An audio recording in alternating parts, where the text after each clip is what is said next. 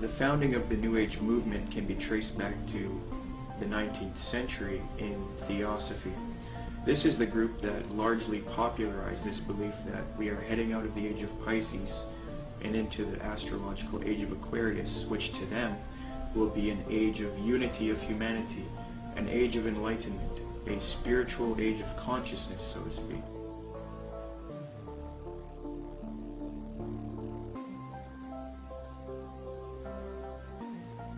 Very clear, yes. There's going to be a one world, political, economic, religion, and this is what all the globalists, the elite, the high-level occultists, the high-level New World Order people, this is what they're wanting. This is what the Bible pretty much clearly predicts as well.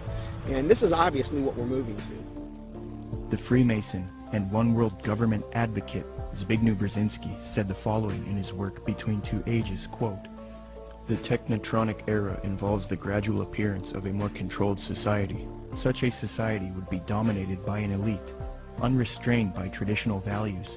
Soon it will be possible to assert almost continuous surveillance over every citizen and maintain up-to-date complete files containing even the most personal information about the citizen." This admitted New World Order agenda to create a one-world government that rules over humanity is not only political, it is also spiritual and based on what is known as the New Age. This can be verified with irrefutable documentation. Most of the Christians doing this kind of work have been silenced, so I set out across the border to speak to the few researchers that are still left. There are not many researchers left who have not been deceived by the New Age. Speaking with these people helped confirm my position even more. The New World Order exists. The elite are occultists who adhere to New Age doctrines, and they are responsible for this new trend of discrediting Christianity, Jesus Christ, and the Christian New World Order researchers. There is a voluminous amount of data that I have obtained in my research on this subject, but after watching this production, do not believe me. Don't believe a word of what I'm saying. Do your own independent research and verify this for yourself.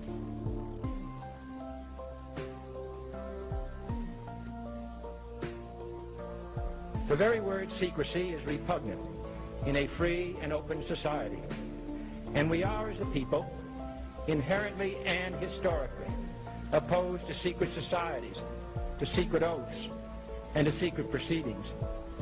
For we are opposed around the world by a monolithic and ruthless conspiracy. Here's the way they look at it. Here's their metaphor. Adam and Eve were held prisoner in the Garden of Eden by an unjust, cruel, and vindictive God.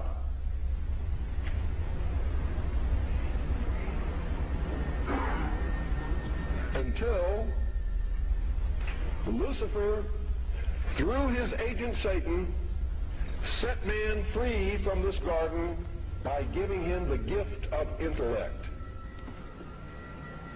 Through the use of intellect, man will conquer the earth, will conquer nature, and will himself become God. It's taught in every Masonic temple in this land. Every secret brotherhood, every secret society,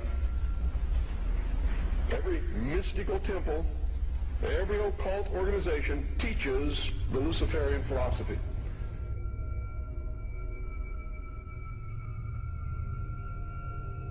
To understand the New World Order and the New Age worldview, we must go back into history and examine its origins. But first we must define our terms. By New Age, I am speaking about a worldview that has many facets and components, such as astrological and zodiacal beliefs in the New Age concept, channeling higher powers to achieve knowledge, meditation, the belief that all is one or forms of monism, the belief that we can attain godhood, esotericism, or in other words, reinterpreting ancient texts to find hidden meanings and unify all religious belief into one, the belief that we need a one-world system for the coming age of Aquarius. By New World Order, I am talking about a political agenda to create a one-world system, one-world government, one-world economy, unity of humanity into one organism, control over humanity, and submission of the masses. But today, the largest countries of the world have agreed a global plan for recovery and reform. I think a new world order is emerging, and with it the foundations of a new and progressive era of international cooperation. To understand what is going on today with respect to the New World Order and the New Age movement, we must have recourse to the 19th century organization called the Theosophical Society. This organization in particular, among others, is largely responsible for the modern New Age movement and the political doctrine known as the New World Order. The founder of this organization was a woman named Helena Petrovna Blavatsky. Born August 12, 1831, Helena Blavatsky was very interested early in her life in the supernatural and the mythological. From 1848 to 1858, Blavatsky would travel the world to ascertain an understanding of the religious traditions of the world. She claimed to have traveled to South America, Egypt, Canada, France, Greece, Mexico, Tibet, India, Germany, and England during this time. It is said that during this travel she learned many mysteries, secrets, and occult knowledge from every walk of life. With all of this new esoteric information in her mind, she moved to New York in 1873. Then in 1875, she formed an occult organization called the Theosophical Society. She founded this society with two men, Colonel Henry Steele Olcott and William Quan Judge. According to Olcott, Theosophy already had thousands of members and branches all over the world by 1885. After New York, Blavatsky and Olcott established the Theosophical headquarters in India, and the membership roster grew increasingly as time went on. Blavatsky's influence came from her writings. Her first book was entitled Isis Unveiled, published in 1877. She started a magazine in 1887 called Lucifer Magazine. Her principal work, The Secret Doctrine, was then published in 1888. She then wrote The Key to Theosophy and The Voice of Silence. These works are now famous, and contained in these writings are the doctrines that helped mold the New Age movement to what it is today. It is said that part of Blavatsky's book, The Secret Doctrine, was channeled to her through an ascended master or highly evolved being called Cthulhu, who spoke to her. Belief in these ascended masters who communicate to humanity is very crucial when studying the New Age. We will look at that doctrine later. The age concept that says humanity is leaving the age of Pisces and entering the golden era or age of Aquarius was popularized by Blavatsky. She taught Theosophists, at any rate, some of them who understand the hidden meaning of the universally expected avatars, messiahs, socioshis, and Christs, know that it is no end of the world, but the consummation of the age, i.e. the close of a cycle, which is now fast approaching. Again, the messianic cycle of the man connected with Pisces. It is a cycle, historical, and not very long, but very occult, lasting about 2,155 solar years. It occurred 2,410 and 255 BC, or when the equinox entered into the sign of Ram, and again into that of Pisces. When it enters in a few years the sign of Aquarius, psychologists will have some extra work to do, and the psychic idiosyncrasies of humanity will enter on a great change. These Theosophists teach that Jesus was simply a representation of the age of Pisces, and that he was an initiate into the mystery schools, or cults of spiritual teachers and masters. They teach people that the new age of Aquarius is going to be that of a utopia, where the world unites into a one-world system, the exiting out of Jesus' age, and the entering into a new world teacher's age. They say each age is accompanied by a great world teacher, be it Buddha, Jesus, etc. So for the advent of the age of Aquarius, they claim a new world teacher will guide humanity into it. Blavatsky was reluctant to fuse these theosophic beliefs with politics, however. Nonetheless, she still advocated monism and a one-world brotherhood, or uniting, of mankind.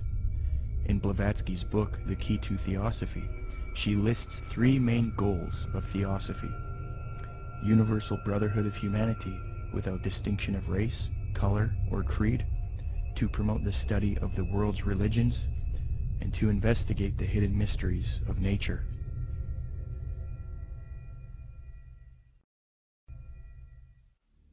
As time went on, Theosophy got very popular. Many prominent figures would join the Theosophical Society from all over the world, and many popular doctrines of today's New Age movement would be molded and shaped by them. Theosophy is the first major New Age group, and they are largely responsible for many of the modern New Age beliefs, including the belief that Jesus represented the sun god. After studying the occult and the esoteric in depth, I have come to the conclusion that the Zeitgeist movement and the Zeitgeist films are based on Theosophy, Freemasonry, and the New Age.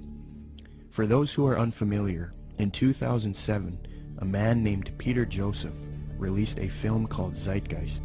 This film received millions of views on the internet and became very popular. Then in 2008, Zeitgeist Addendum, the sequel, came out. From there, Peter Joseph established the Zeitgeist movement. Whether Zeitgeist was a film that was intended by Peter Joseph or whoever was behind it to be what it ended up being, I don't know. But I can say that the message that's being expressed by Zeitgeist is without a doubt the most clear depiction of the mystery school ideology. And it's done in such a way to be, it's kind of what I've described as a sort of mystery schools for dummies. It's a way to get people that normally wouldn't be setting foot to any various secret societies. It's a way to indoctrinate them and get them to believe in the same sort of elitist mindset without having to go through any particular initiation. It's also usually accompanied with an idea of pride. That is that the people believe that what they believe is only for a select few, and that sort of has this way of sticking with them, and that nobody believes what I believe, and so it's sort of this elitist mindset that comes with that as well. The first Zeitgeist film was divided into 3 sections. The second section was about 9/11 being an inside job. The third section was about the corruption of the Federal Reserve. I have no real issue with the last 2 sections, but since the release of the first Zeitgeist film, Peter Joseph, the creator, has distanced himself from the 9/11 issue altogether.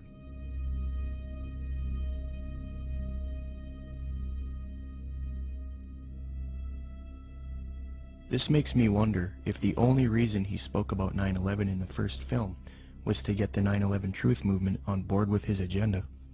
The first section of the film is what I have an issue with. Contained in this section is the modern belief system of the New Age movement, the Theosophical Society, and Freemasonry. With the Zeitgeist, it's, Satan's good at what he does, bottom line. And the first one, what they do is they come right out, and in the first segment, I think like the first 38 minutes, they just go after Jesus Christ, his deity.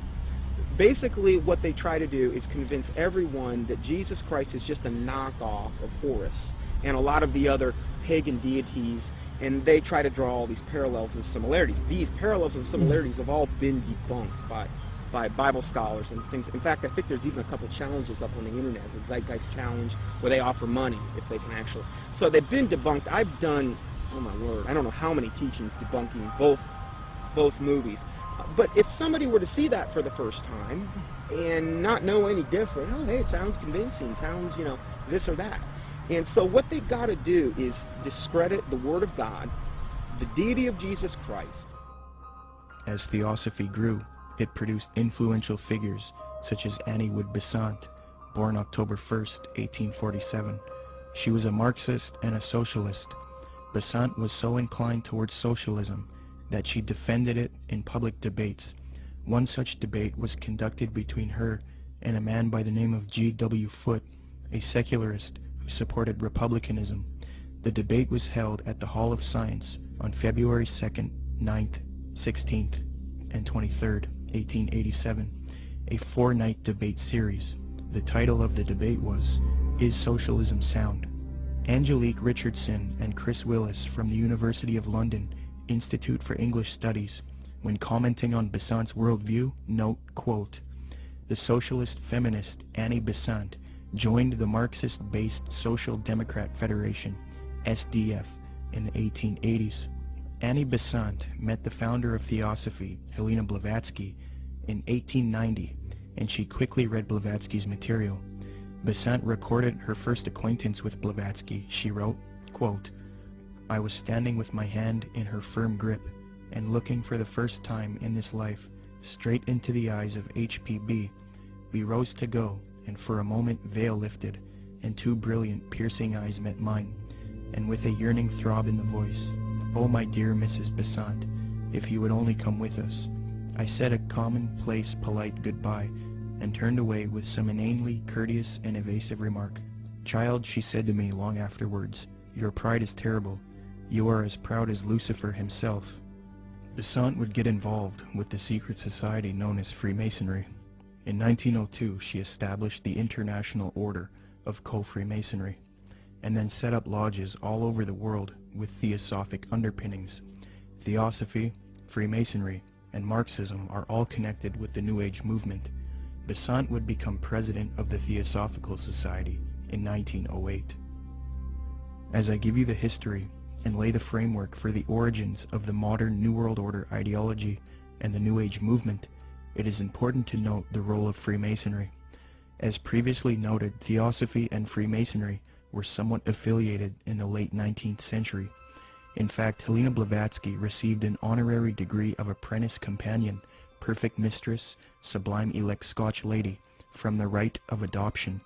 She was awarded with these titles by the 33rd degree Freemasons John Yarker, M. Kaspari, and A.D. Lowenstock. Here is a reprint of the Masonic certificate that Blavatsky received.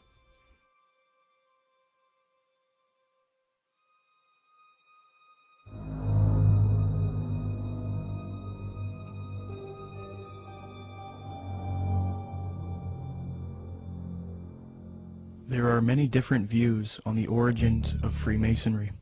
I will present the one which I feel is the most evidenced and well documented.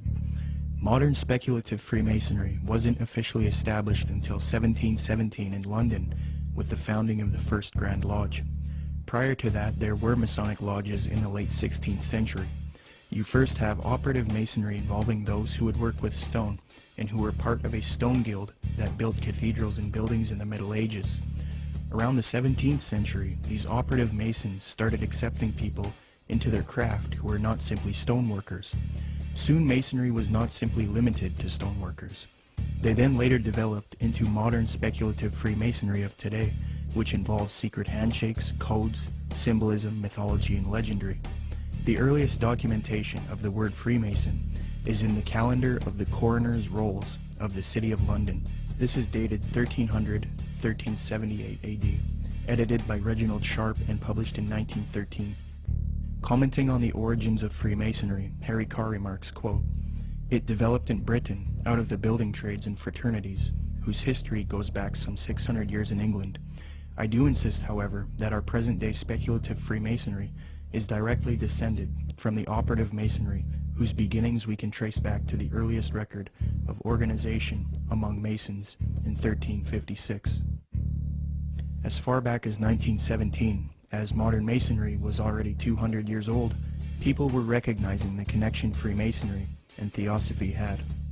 In the 1917 work Heresies Exposed, W. Host remarks, quote, "Freemasonry viewed doctrinally is Theosophy." With respect to the previously mentioned Zeitgeist films and the Zeitgeist movement, I will demonstrate that after a thorough study into these teachings of Theosophy and Freemasonry, it becomes quite clear that this film and movement, which has captivated so many truth seekers, is nothing more than the externalization of Theosophy, Freemasonry, and the New Age to the public. This is important because if it turns out that Zeitgeist is leading people into Theosophical and Freemasonic ideologies, it means that rather than standing against the New World Order One World Government agenda, like the anti-New World Order movement is supposed to be doing, truth seekers are actually associating themselves with ideologies and organizations that are connected to the New World Order, which I will also demonstrate. I will now qualify this hypothesis since I have laid the foundation for Theosophy and Freemasonry. Theosophists and Freemasons, as part of their esoteric doctrine, taught that Jesus was the sun god, the S-U-N, in the sky, and that he was based on the age of Pisces within the zodiac.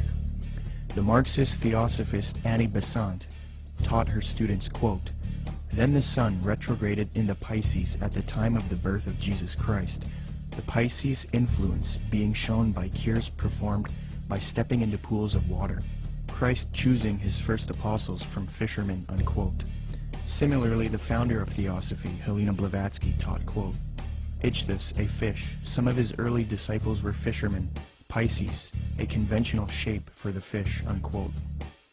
The notorious Freemason Manly Palmer Hall taught, quote, "During the age of Pisces, the fish was the symbol of divinity, and the sun god fed the multitude with 2 small fishes."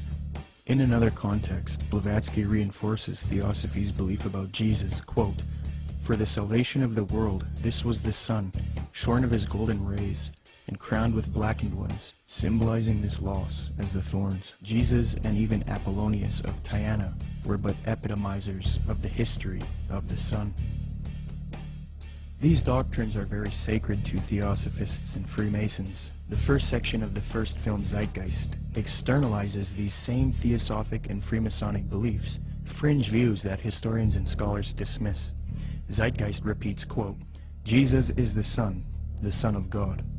Now Jesus is the figure who ushers in the age following Aries, the age of Pisces," unquote.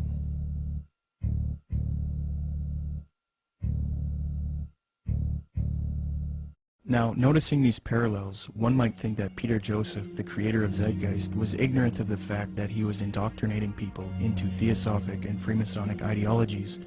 However, Zeitgeist is not only spreading these doctrines of Theosophy and Freemasonry, but Zeitgeist also associates itself with prominent Theosophists, Freemasons, New Agers, and occultists in their own transcript for the film, leaving little debate as to the connection it has to these groups. Zeitgeist listed all of its sources for the film in its online transcript, and among the names of people appealed to are Helena Blavatsky, the founder of Theosophy, the Freemason Albert Churchward, New Ager Acharya S., New Ager occultist and theosophical apologist Jordan Maxwell, the Druid Gerald Massey, Edward Carpenter, the socialist and acquaintance of Theosophist, Freemason and Marxist Annie Besant, the Freemason Manly P. Hall, and the Druid Godfrey Higgins, who is associated with Helena Blavatsky. The fact that Zeitgeist chooses to associate itself with these prominent Freemasons, Theosophists, New Agers, and occultists shows us why the truth movement should avoid them. It is a well-known fact that these same esoteric organizations have openly stated that they wish to indoctrinate the public with their esoteric religious ideas and externalize their views to humanity, eventually resulting in a new world order for the age of Aquarius, which they all await with anticipation. Let me qualify this. As Theosophy grew, it produced another prominent woman named Alice Bailey, born June 6, 1880. She is one of the most influential Theosophists, and it was her who was responsible for convincing New Agers that humanity needs to make a one-world government and one-world religion for the age of Aquarius. In order to achieve this system, she deemed it necessary to teach humanity the religion of Theosophy and Freemasonry, the same doctrines that Zeitgeist is now spreading. Speaking on the spiritual war between esotericists and people who refuse to accept the New Age, she says, quote, "It will be fought largely with mental weapons and in the world of thought. It will involve also the emotional realm from the standpoint of idealistic fanaticism. This inherent fanaticism will fight against the appearance of the coming world religion and the spread of esotericism. It must not be forgotten that only those souls who are on the probationary path, or the path of discipleship, will form the nucleus of the coming world religion. There is no question, therefore, that the work to be done in familiarizing the general public with the nature of the mysteries is of paramount importance at this time. When the Great One comes with his disciples and initiates, we shall have the restoration of the mysteries and their exoteric presentation as a consequence of the first initiation." Alice Bailey also reveals that Freemasonry is meant to produce advanced occultists and is in accord with the theosophical goals. Quote, "The Masonic movement, when it can be, divorced from politics and social end from its present paralyzing condition of inertia, will meet the need of those who can and should wield power. It is the custodian of the law, it is the home of the mysteries and the seat of initiation. It holds in its symbolism the ritual of deity, and the way of salvation is pictorially preserved in its work. The methods of deity are demonstrated in its temples, and under the all-seeing eye, the work can go forward. It is a far more occult organization than can be realized, and it's intended to be the training school for the coming advanced occultists, unquote. The main source of Zeitgeist is Acharya S. She advocates one world system under the age of Aquarius. This is very interesting as the main source that this traces back to is Alice Bailey. You can trace this to one book in particular called The Externalization of the Hierarchy, which advocates this extensively and even openly admits this in the first few pages of that volume. In his book The Arcana of Freemasonry, the Freemason Albert Churchward that Zeitgeist appealed to gave the following admission, quote, "Can the unity of the world be accomplished by Freemasons? Yes, and by Freemasons only." There is a common misconception about Freemasonry, and that is that many people believe it is merely a friendly fraternity where men meet up to network and socialize. This is partially true, but there are elements of Freemasonry that are not so innocent. The Freemasonic Society was infiltrated in the late 18th century by an organization called the Order of the Illuminati. There's a lot of fictional, embellished information about the Illuminati, but if you sift through all of the data, there are some very important key facts. All historians will grant that the Illuminati certainly existed in Bavaria, Germany, and that it was founded in 1776 by a man named Adam Weishaupt. This organization was a type of revolutionary organization that sought political and societal reform. The order grew and became very popular. It was then outlawed by the patriotic ruler of Bavaria, Duke Karl Theodor. He issued 3 edicts against the Illuminati, the third being in 1787. Illuminati writings were discovered after raids of castles and arrests of members. These writings were then translated from Old High German by 2 men contemporary with the Illuminati, Abe Barrel and John Robison. The writings were published in their works, Proofs of a Conspiracy and Memoirs Illustrating the History of Jacobinism.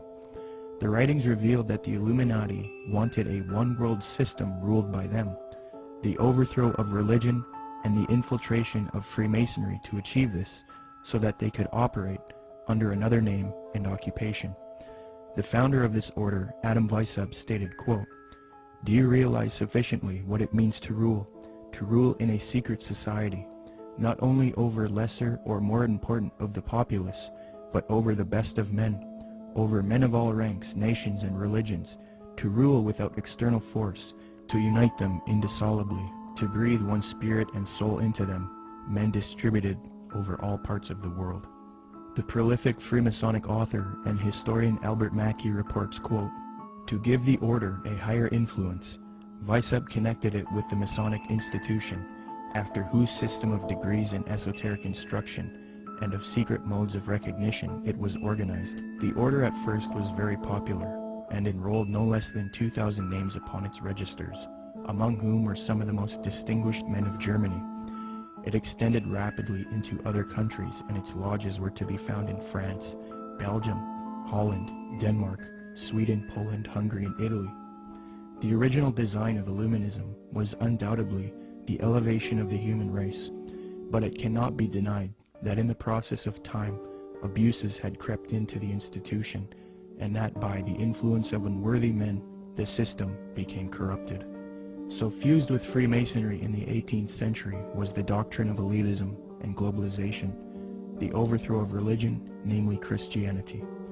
The question is, did the Illuminati cease to exist after it was outlawed in Bavaria, or did it live on? According to historians like Mackey and others, the Illuminati infiltrated Masonic lodges all over Europe before it was persecuted by the Bavarian government. So with that in mind, how could the Bavarian government stop this order? if it was already all over Europe? The answer is they couldn't have. The Illuminati was too big, and thus it continued under Freemasonry.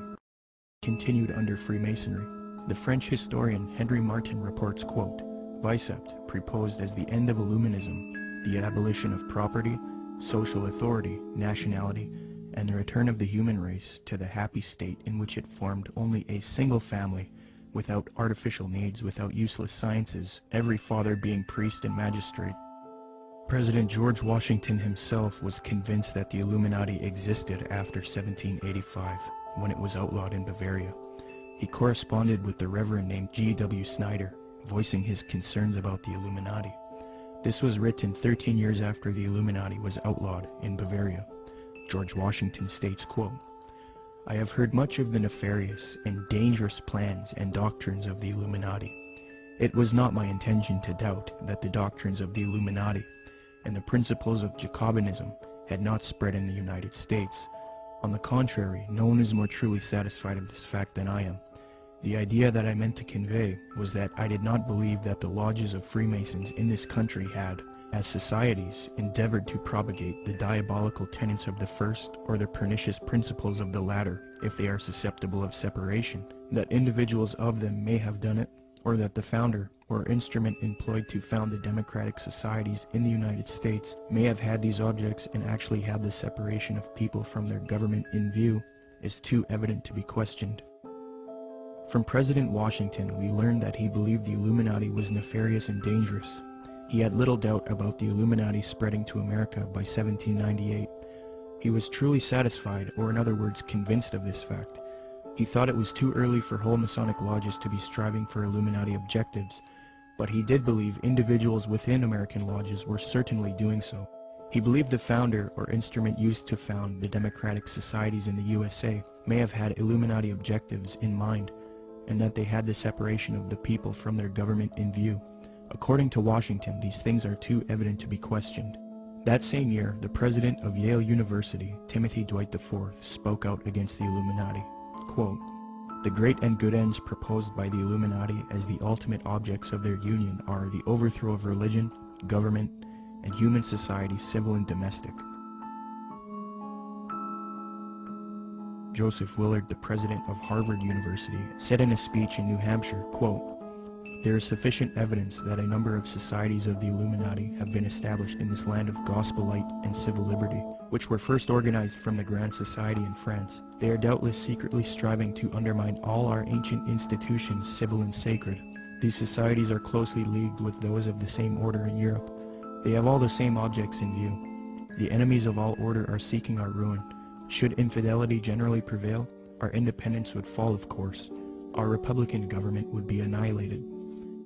Speaking on this new Freemasonry that was infiltrated by Illuminati elitist doctrines, John Quincy Adams, the 6th President of the United States, remarked, quote, I do conscientiously and sincerely believe that the order of Freemasonry, if not the greatest, is one of the greatest moral and political evils. Because this Illuminati doctrine of globalization and societal reform was fused into Freemasonry, later prominent Masons started voicing their anticipation of a new world order, one world system.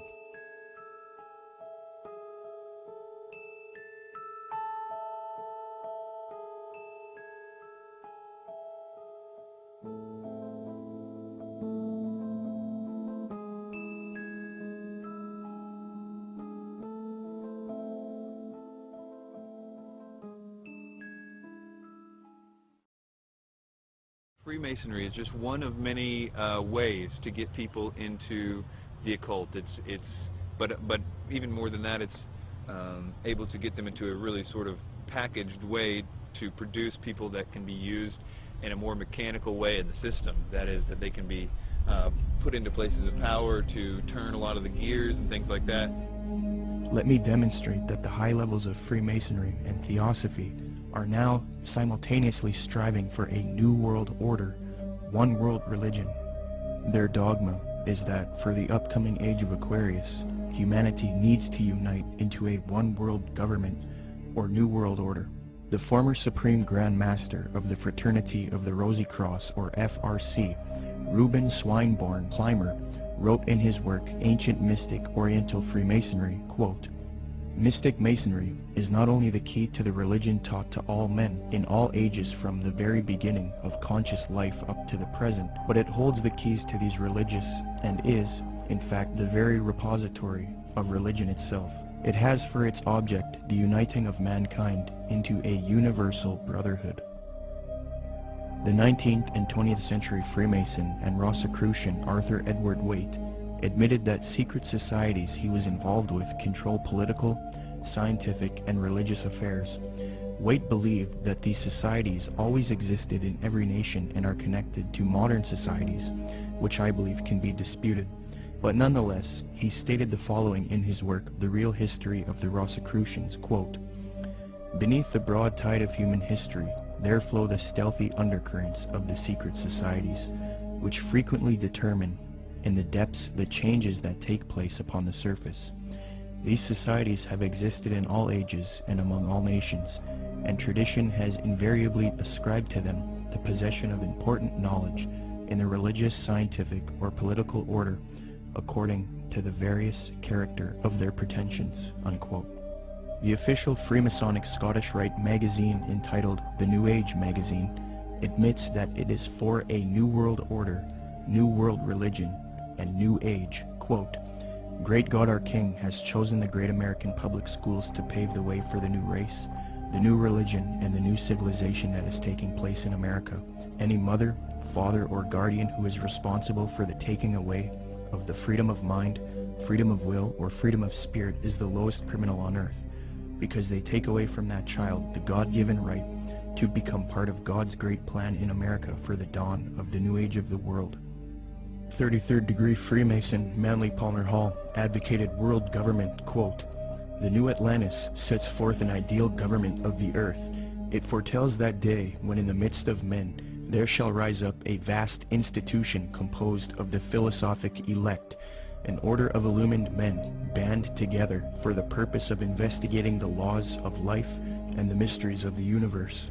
The age of boundaries is closing, and we are approaching a nobler era when nations shall be no more, when the lines of race and caste shall be wiped out, when the whole earth shall be under one order, one government, one administrative body," unquote. Alice Bailey, the prominent theosophist, stated, quote, "The new era is coming. The new ideals, the new civilization, the new modes of life, of education, of religious presentation, and of government are slowly precipitating, and nothing can stop them." N. Sri Ram, a prominent theosophist and New World Order advocate, stated, quote, "Let us first consider the restoration of the mysteries. It is well known among members of the Co-Masonic movement that its work has been faithfully continued up to the present, and that its number of lodges has steadily increased. I imagine that at such an auspicious time, when the inner and outer worlds will have come much nearer together, some of the great leaders of the hierarchy might take part in the outer work of reconstruction, and will then become the recognized leaders of the new world government," unquote.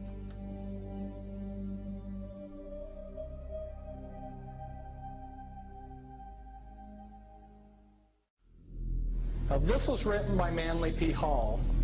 Manly P. Hall was both a Grand Master within Freemasonry, and he was a Grand Master in the Illuminati.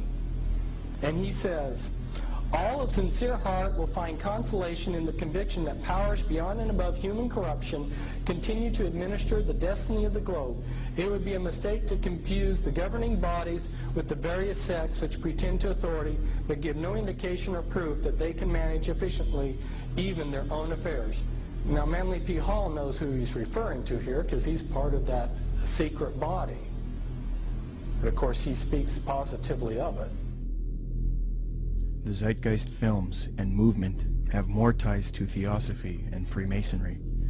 At just 2 minutes into the second Zeitgeist film, Zeitgeist Addendum, a lecture of a man by the name of Jiddu Krishnamurti is played.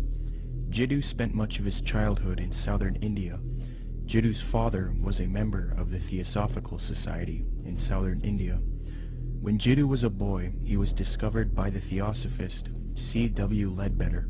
Ledbetter was a man who was brought up on charges of immoral behavior with young boys, yet he still had a close relationship with the president of Theosophy, Annie Besant.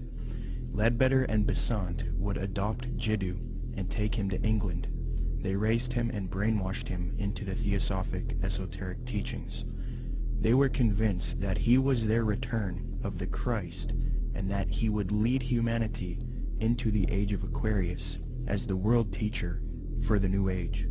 Jiddu thought he was the Christ for many years due to being brainwashed, and he would give lectures speaking with authority on esoteric and occult matters. However, Jiddu became reluctant, and after many years decided not to be the Christ of Theosophy. He was a false Christ, and he later departed from Theosophy. He did retain connection with Theosophists, and devoted the later part of his life to giving lectures on New Age spirituality. He authored many books on the subject as well. The fact that Zeitgeist would include this man in their film, knowing his deep connection with Theosophy, should demonstrate to everyone the New Age esoteric nature of the Zeitgeist films and movement. One of the main claims of Zeitgeist is that the gospel story of Jesus is derived from the stories of previous pagan gods. They attempt to draw parallels between Jesus and these other gods to try to show that the story of Jesus is just a copycat story. Subsequently, these claims have all been debunked by scholars and historians. Zeitgeist appealed to Acharya S. for this theory. These claims can be found in her book, The Christ Conspiracy. Interestingly, it was the founder of Theosophy, Helena Blavatsky, and the Marxist Theosophist Annie Besant who popularized these types of arguments and inserted them into the New Age movement. The emphasis is removing uniqueness from Jesus Christ and Christianity, because to the New Ager, humanity is leaving Jesus' age of Pisces, which they believe is now evil. According to them, many people are still stuck believing in Christianity, holding the world back from their new spirituality. So what better way to fix this problem than to discredit the avatar of the previous Piscean age, Jesus Christ? They will even go as far as to say Jesus never existed in order to lead people away from Christianity. Thus the masses are now on board with the new Aquarian world order. Even modern New Agers around today will utilize this deception. New Age spokesman and disciple of Alice Bailey in Theosophy, Benjamin Creme, states, quote, "The 5 major initiations which take one to liberation have their symbolic enactment in the life of Jesus. That is what the gospel story is really about. It is a very ancient story and has been presented to mankind again and again in different forms long before the time of Jesus," unquote. When one compares Acharya S.'s book, The Christ Conspiracy, to Helena Blavatsky's book, Isis Unveiled Volume 2, it becomes quite clear where Acharya got much of her material. For extensive rebuttals to this copycat thesis, see the following books, videos, and articles. The 3 things that Zeitgeist adopts from Theosophy and Freemasonry with respect to theology are: 1. The belief that the story of Jesus was copied from other religions. 2. That Jesus is a representation of the sun. And 3. That Jesus ushered in the age of Pisces. It makes sense why Theosophists would spread these views, because they want a world system for the age of Aquarius, and in discrediting Christianity and connecting Jesus to astrology, they can get apostate Christians on board. But why then does Zeitgeist spread this propaganda? Interestingly, the creator of Zeitgeist, Peter Joseph, has wanted a world system or utopia paradise on earth since the release of the first Zeitgeist film. And as far as the spiritual aspect of life, you know, we're all pure spirituality. Of course there's something outside of understanding, because we're just a fragment inside this larger whole. I end Zeitgeist with a very positive note. We're talking about the consciousness, the whole consciousness, because you can scientifically orient yourself and even more importantly, spiritually orient yourself into a collective consciousness to realize that we're all one organism. And the moment people stop dividing themselves up and generating religious division, political division, the moment people stop fighting amongst themselves, is the moment paradise will dawn. Similarly, Zeitgeist's main source, Acharya S., has advocated the New Age of Aquarius that the elitist Theosophists and Freemasons await in her 1999 work, The Christ Conspiracy, quote, "But the future is now, and the maneuvers are being unveiled. As far as Christianity's role in this new age," Carpenter states, quote, Christianity, therefore, as I say, must either now come frankly forward and acknowledge its parentage from the great order of the past, seek to rehabilitate that, and carry mankind one step forward in the path of evolution, or else it must perish. There is no alternative. Despite the vilification of the so-called New Age movement, the fact is that we are entering into a new age. The age referred to in the gospel tale is that of Pisces, and through contrivance and duplicity, coercion and slaughter, the fish god Jesus, the Piscean solar avatar, has indeed been with us. But now it is the close of the age, and his time is over. As Hancock says, we live today in an astrological no man's land, at the end of the age of Pisces, on the threshold of the new age of Aquarius. Traditionally, these times of transition between one age and the next have been regarded as ill-omened. Ill-omened verily, as the ongoing destruction of the earth and the endless warfare over ideology will indeed produce the Armageddon so long awaited and planned by those who cannot live for today but must look towards an afterlife. By realizing the cultural unity revealed behind the Christ conspiracy, however, humanity can pull together and prevent this fall to create a better world. 75 years before Zeitgeist's main source Acharya S. penned that admission, the former president of Theosophy, Annie Besant, wrote something almost exactly the same, quote, "The equinox will reach the sign of Aquarius, coinciding the great cycle of influence. We can indeed hope to put a complete end to all the influence of the past cycle, with its tyranny, slavery, war, and cruelty. This is one of the great transitional epochs, and the karma before humanity as a whole, and to every group in particular, is to reform itself from slavery, female subjection, war, and cruelty, and establish a civilization based on humanness and interest in spiritual matters." New Age author Gail Fairfield explains what is expected for the supposed upcoming age of Aquarius. She states, quote, "The sign of Aquarius is the sign of focused concepts. It concentrates intently on developing its ideas and then applies them to the betterment of humankind. It has talent for rapidly correlating all the information available into a political, ethical, spiritual, technological system. Aquarius creates optimal features for individuals and for humanity because it needs alternatives, possibilities, and something to move towards. Overall, Aquarius is a reformer and visionary working to create its utopia," unquote.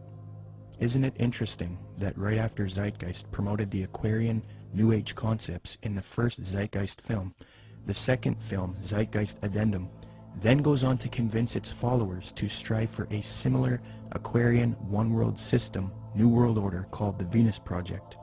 Indeed, the solution offered by the film Zeitgeist Addendum is that humanity needs to unite into the very same thing that Theosophy and Freemasonry wants it to unite into: a one-world universal esoteric brotherhood of humanity, a New World Order.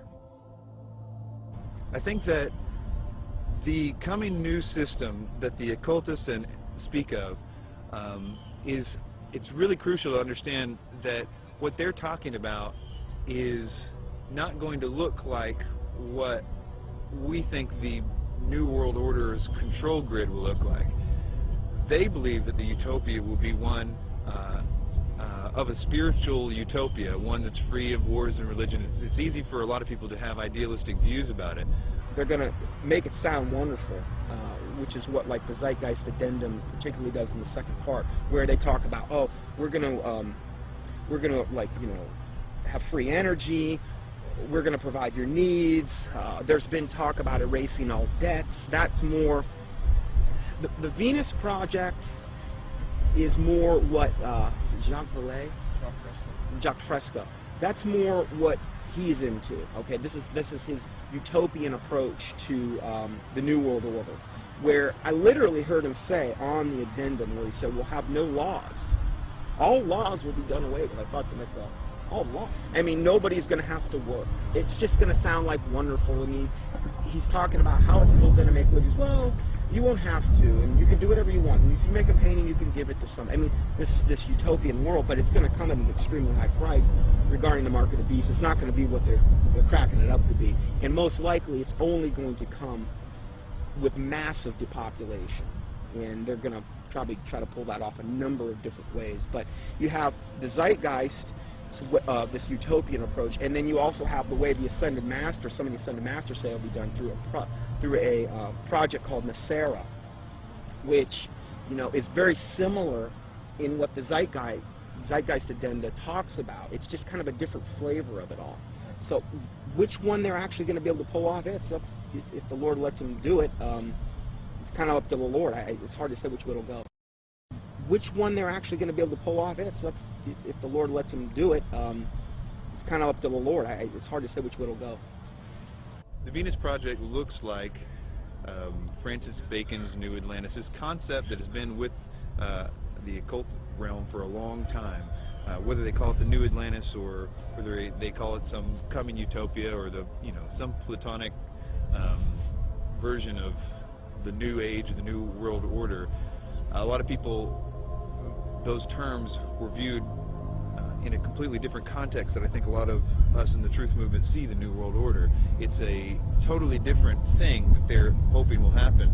And I think that we can be in danger if we think that the New World Order is just going to be a police state control grid, which I think it will be, but I think it will be in the context of a lot of supernatural things going on. So it's going to look like the old world order is gone. And in doing so, it's going to be exactly what those like Francis Bacon and all the others have mentioned. This New World Order is going to be proposed to look just like the Venus Project, but I can tell you that won't be the case for very long. It might be right at the beginning, but not as it goes on.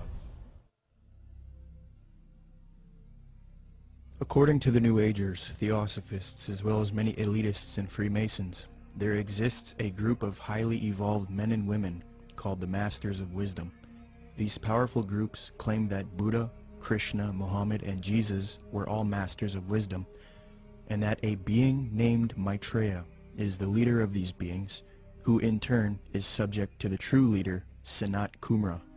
New Age Theosophist Dane Rudhar concedes that the leader of the Masters, Sanat Kumara, is in fact Satan, according to the esotericists. Quote, Satan is an anagram for Sanat Kumara, who in the esoteric philosophy of India is the Promethean being who gave mankind the fire of self-conscious and independent individual selfhood, unquote.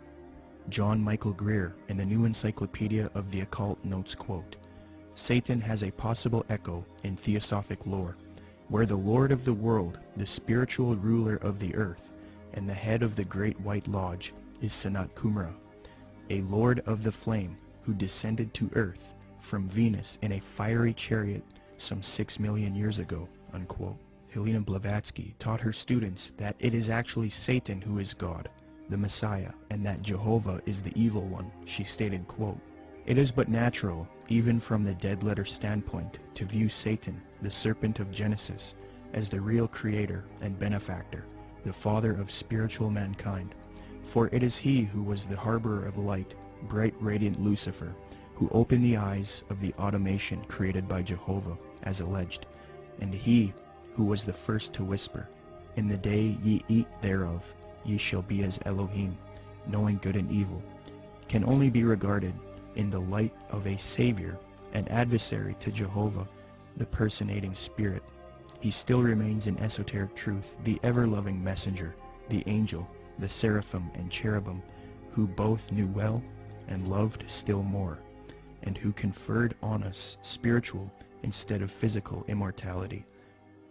The Theosophist H. Alexander Fusel seeks to deify Satan, quote, Satan, then, was originally a divine being destined to carry light and life to the netherworlds. He stands for the gift of free will and self-conscious mind to man, a power which at once seduces and uplifts man, for with free will comes the power to go astray. Satan is therefore man's teacher, unquote. Once you are willing to give worship to Satan is when you are given a certain kind of power that the deceived, those that are just thinking it's them or thinking that something else, can't have access to. So Freemasonry is a systematic way to get people to that level without actually just coming out and saying it right at first. One of the former leaders of the Theosophical Society, who was contemporary with Blavatsky and Annie Besant, tells us what the 19th century position on Satan is. In his work Spiritualism, Madame Blavatsky, and Theosophy, Rudolf Steiner states, quote, Lucifer is not a being that we can see with our present-day physical eyes. Lucifer can be seen only with the awakened clairvoyance. seen clairvoyantly. In fact, Lucifer is a particular being who was left behind during the moon phase of evolution, unquote. N. Sri Ram, who often gave lectures at the United Nations, a major theosophist and writer for Lucifer magazine, clarifies, quote, "The adversary, or Satan, is no other than Lucifer, the light-bearer, the bright morning star. He is the initiator, awakening the divine faculties of intellect on man. He is the king of the fallen angels, spirits from higher spheres, who descended among primitive mankind of the third race, to develop in man and endow him with his self-conscious mind, or manas," unquote. Theosophy teaches that Satan, or Lucifer, is actually a divine being who saves humankind and brings him consciousness. Many modern influential New Agers who are deceived by Theosophy repeat the same theme. David Spangler admits that Lucifer is a being that New Agers honor, and the light of Lucifer is the light of God. Quote, "The true light of Lucifer cannot be seen through sorrow, through darkness, through rejection. The true light of this great being can only be recognized when one's own eyes can see with the light of the Christ, the light of the inner sun. Lucifer works within each of us, trying to bring us to wholeness. And as we move into a new age, which is the age of man's wholeness, each of us, in some way, is brought to that point which I term the Luciferic initiation, the particular doorway through which the individual must pass if he is to come fully into the presence of his light and his wholeness. Lucifer comes to give us the final gift of wholeness. If we accept it, then he is free, and we are free. That is the Luciferic initiation. It is one that many people now, and in the days ahead, will be facing, for it is an initiation into the new age. It is an initiation of leaving the past and moving into the new, shedding our guilts and fears, our anxieties, our needs, our temptations, and becoming whole and at peace, because we have recognized our inner light and the light that enfolds us, the light of God," unquote. So indeed, the Luciferian doctrine is fused into the New Age movement due to Theosophy. Along with this doctrine is the belief that because of Satan, man is now thinking he will evolve, conquer the world, conquer nature, and become a god. The Freemason W.L. Wilmshurst bolstered the fact that Freemasonry is aimed at creating god men. The purpose of initiation is attaining godhood, he states, quote, "The height of the lodge, even as high as the heavens, implies the range of consciousness possible to us. When we have developed our potentialities to the full is infinite. Man who has sprung from the earth and developed through the lower kingdoms of nature to his present rational state has yet to complete his evolution by becoming a godlike being and unifying his consciousness with the omniscient, to promote which is and always has been the sole aim and purpose of all initiation," unquote. Danny and Englewood, you're on the air. Go ahead. Yeah, you're going to take this the wrong way, Peter J., director of Zeitgeist, but what you just said sounds exactly like Satanism. Not saying that you are satanic. I don't believe in Satanism. If you want to use that word, you know what Satanism that's your own, is? You know what Satanism is? Atheists. People who do not believe in a God. People who believe that man is God. That's what Satanism correct. is. You are God. Okay, then you are a Satanist. You are God. You are God. You are God.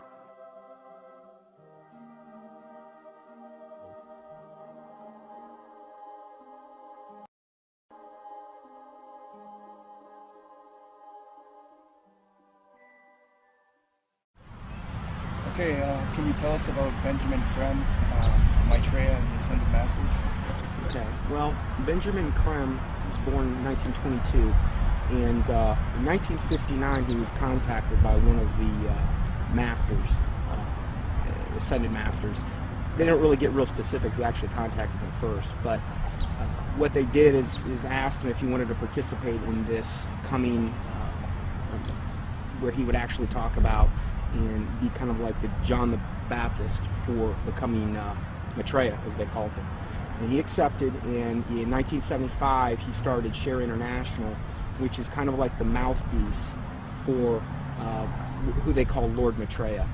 And in 1977, Maitreya actually made, according to them, his physical appearance, where he came from the Himalayas and supposedly he occupied a body, came in on a plane from the Himalayas, and they even used that whole thing about him coming from the Himalayas in 1977 to say that this fulfills the Bible scriptures where it said he will come in the clouds, which is such a joke. But so Maitreya has really been, or Benjamin Creme has really been, like, again, the kind of like the false version of John the Baptist for Maitreya ever since, really. He's went around, lectured. He lectures at different various occult groups. He lectures at Masonic halls and these types of things, places where he feels comfortable at. And he's been trying to herald in Maitreya for a long time. They've made many predictions where, you know, they said, okay, he's most likely going to appear within this time frame, and most of the time they've just got everything wrong. So they'll say, well, he could appear any moment, but we don't really know when. The New Age religion, folks, is going to have a worldwide leader, a charismatic political and religious leader that they call Lord Maitreya. At least so far that's who they call him, or that's what they call him. This individual, as far as I know, has not made his public appearance yet, but the New Agers claim that he is on the earth at the present time. They claim that he came to live with the Asian community in East London, England, in July 1977 by descending from his ancient retreat in the Himalaya mountains along the border of India and Tibet. They further believe that his imminent emergence into full public view is assured. They also claim that this individual is the one that the Christians call Christ, the Jews call the Messiah, the Buddhists call the fifth Buddha, the Hindus call Krishna, and the Muslims call the Imam Mahdi. In other words, all of the major religions of the world are awaiting the arrival of this one individual.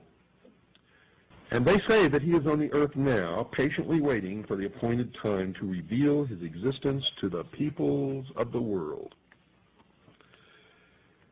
They say that he will apparently assume the leadership of all of these religions, and when he does, he will create a one-world religion. The New Agers have written that in the esoteric tradition, previously defined as being intended for or understood by only a chosen few as an inner group of disciples or initiates, in other words, the esoteric means hidden. They claim that the word Christ is not the name of an individual, but the name of an office or function within the spiritual hierarchy of masters. They claim that the masters are a group of perfected men who have guided human evolution from behind the scenes for centuries, and they believe that this Lord Maitreya is that Christ. Now, Manly P. Hall has written of this individual by identifying him as, quote, the way, the truth, and the life, which coming to every life redeems all who accept it, unquote.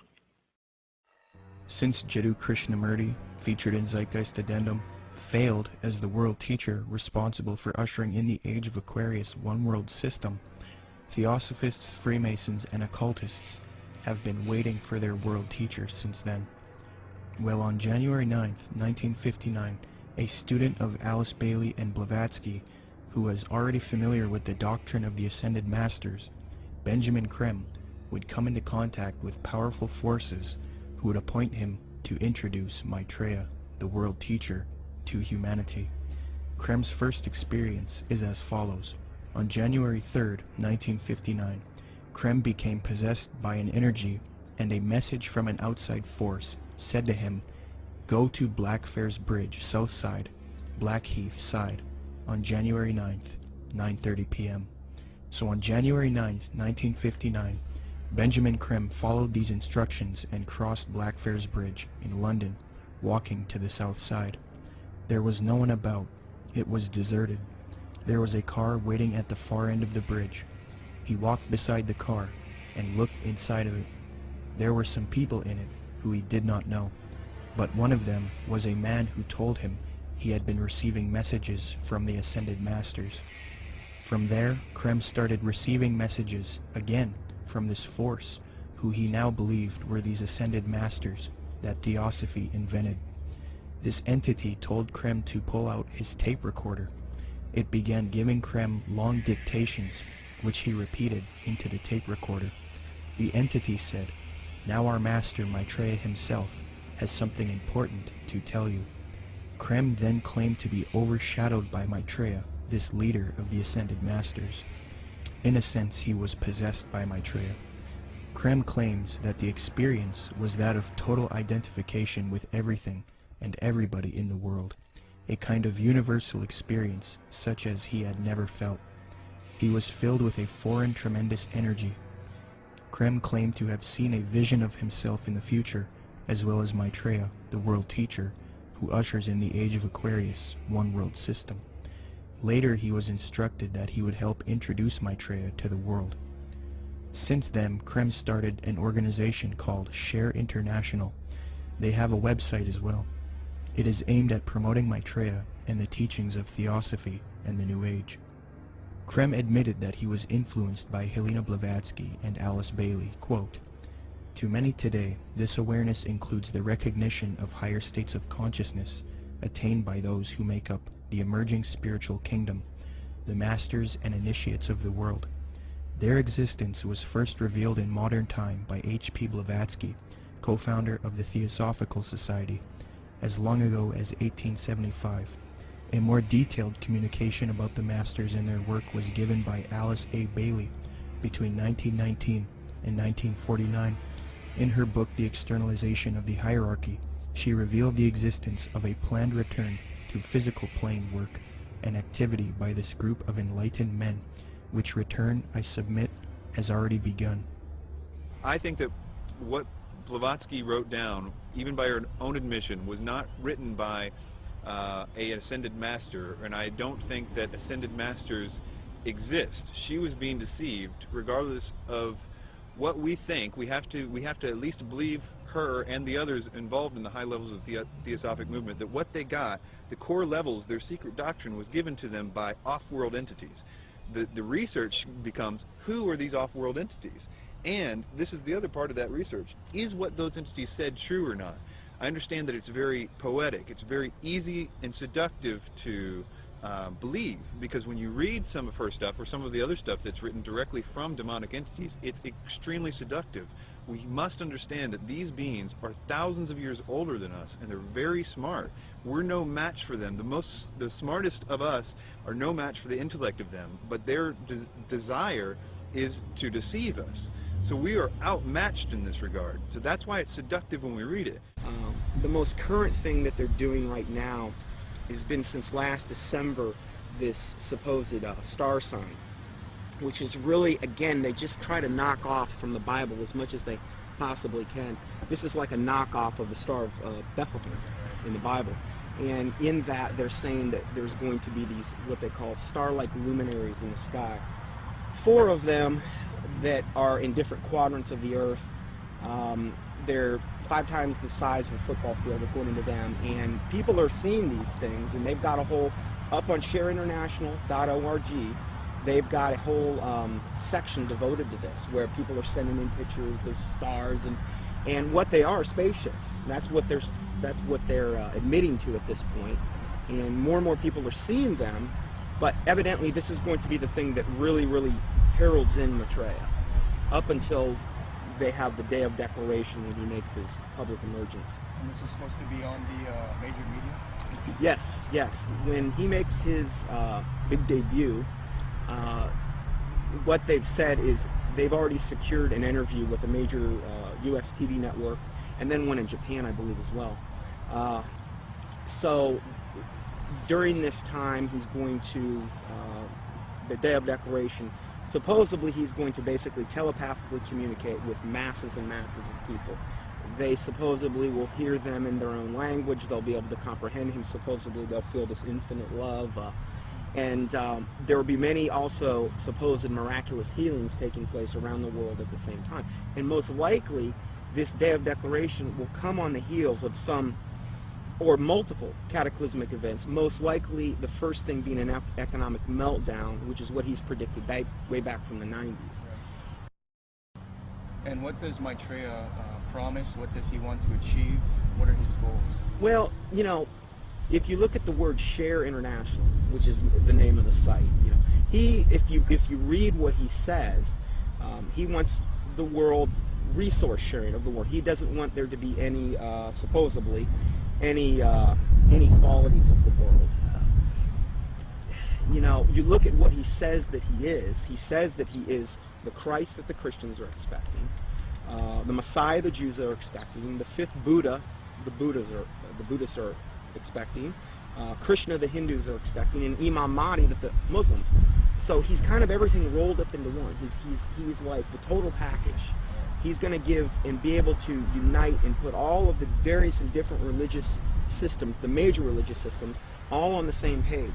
And the Bible says that when the Antichrist comes, he's going to come with all lying power, signs, and wonders. And he's going to deceive the whole world by which the miracles that he's going to do. So he's taking credit for every single miracle that's going on right now, whether it's a Marian apparition, which would be to him the ascended Master Mary, because he's got a whole band of masters that he's going to be coming with. And so he's taking credit for everything. Every miracle that you're seeing going on in the world right now, whether it's a Catholic miracle, whether it's some type of energizing of the water, whether it's some bleeding statue, whether it's, you know, some Hindu miracle, crosses of light, they've seen those in different and various churches.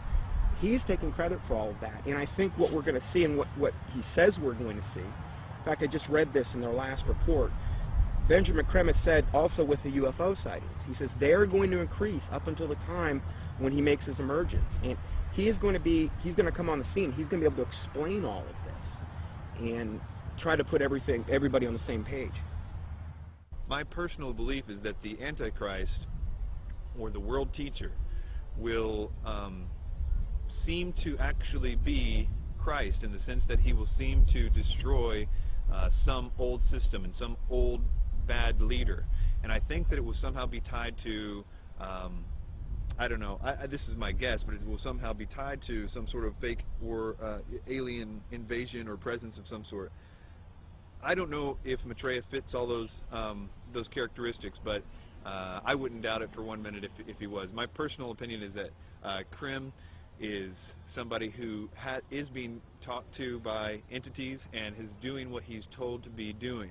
But you have to understand, a lot of times with people that are channeling entities like that, they oftentimes do and say things that don't come true, because the demons themselves don't know when. They're still on a timeline that they can't tell when something's going to happen. So they're always keeping something ready to happen in case when they finally can. So in the case of that, like if you look at the Blossom Goodchild thing and these ideas that were consistently put out by channel entities and things, it never came to pass because they don't have control over the timeline. They just have to always be ready. According to Share International and the Swahili edition of the Kenya Times, Maitreya made an appearance June 11, 1988, to a local congregation in Nairobi, Kenya. The editor of the Swahili edition of the Kenya Times, a veteran journalist named Job Matungi, witnessed the event and took some pictures. A summary of his article as it appeared in his newspaper is as follows, quote, "The tall figure of a barefooted, white-robed and bearded man appeared from nowhere and stood in the middle of the crowd. He was walking slowly towards the new church building, away from the tent. Mary walked with him side by side. I stared at the stranger without blinking, wafted on top of his turbaned head, his feet, and his entire body. In clear Swahili, which had no traces of accent, the strange man announced that the people of Kenya were blessed, especially those who had gathered at the venue that afternoon. We are nearing the time of the reign of heaven, but before that I shall come back and bring a bucket full of blessings for all of you," the man said. A bucket full of blessings is a reference to the astrological symbol for the age of Aquarius. Aquarius is depicted as a man carrying a pitcher of water in the zodiac. But continuing with the article, quote, "It took the crowd nearly 20 minutes to recover after the man left the meeting in a car belonging to a Mr. Gurnam Singh, who offered to give him a lift. But it will probably take Mr. Singh his lifetime to recover from the shock he got 2 minutes later. On reaching the bus terminus, the man informed Mr. Singh to stop the car. On getting out, he walked a few paces beside the road and simply vanished into thin air." New Age expert and attorney Constance Cumby, author of The Hidden Dangers of the Rainbow, had stumbled onto this Maitreya figure in her research in the 80s. Her book, published in 1983, was the first book to give a full expose on Maitreya and Benjamin Creme. On page 21, she notes a Denver Post interview conducted by Jack Kissling speaking to Benjamin Creme, quote, "Won't the advent of a single world religion annoy the hierarchies of all the current Orthodox religions?" I asked. "More than that," he said with a smile. "They will be shocked. I dare say they will be among the last to accept the Christ." But according to Kissling, Creme said confidently, "It will come because it must. We will begin to live," he said, "as potential gods," unquote. Constance Cumby also notes that Creme is a Luciferian by citing a WLAC radio interview, quote, "In a November 9, 1982 radio interview over WLAC, Nashville, Benjamin Creme told the entire Bible Belt that Lucifer came to planet Earth from planet Venus 18.5 million years ago and made the supreme sacrifice for us," unquote. Constance Cumby had direct contact with Benjamin Creme face-to-face in Detroit, Michigan. I had the opportunity to meet this brave woman, and she showed me the place in which she had attended a lecture by Benjamin Creme.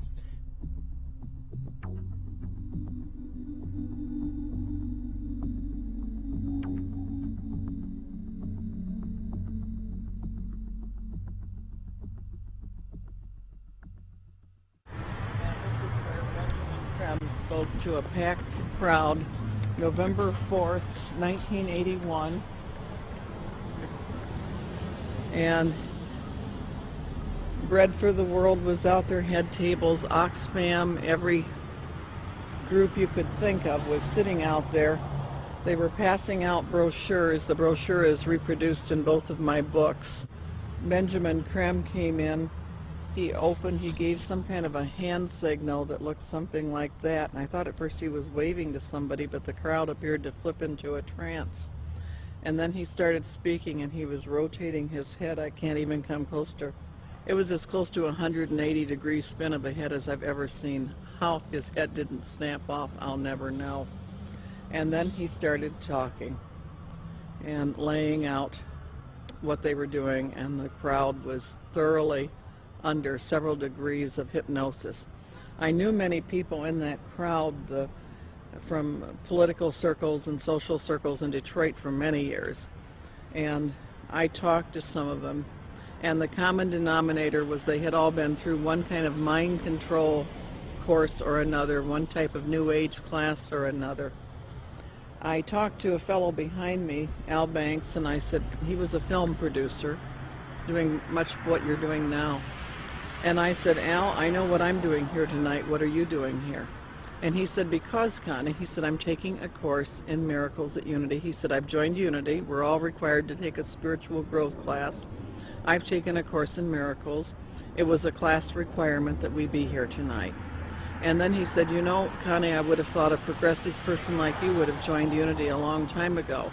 Well, then I started explaining to him exactly why I haven't, and he snapped, the glaze snapped off his eyes for a little bit. He thanked me for telling him. And then Creme came in and started doing his thing. And at the end of the evening, they had been promised an appearance by Maitreya, the Christ, channeled through Benjamin Creme himself, that Maitreya would speak through Benjamin Creme. And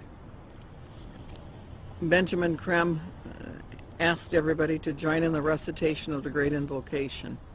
I told the woman standing next to me, "I will not say the Great Invocation with you. I will say my own prayer." And she was a nice little prim, proper looking black lady, could have been active in any black Baptist church in Detroit from her appearance.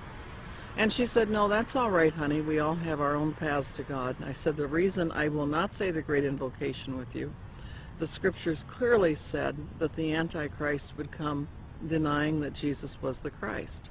I said, "Benjamin Creme has denied it all evening and said Jesus was not the Christ and this Maitreya was." And the woman said what Benjamin Creme had said. She said, "There's been many Christs." I said, "There's been one, and his name is Jesus." And people turned from rows around and looked at me like I was crazy. And So then Benjamin 광 came in and he started the nearly close to 180 degree spin of his neck again. And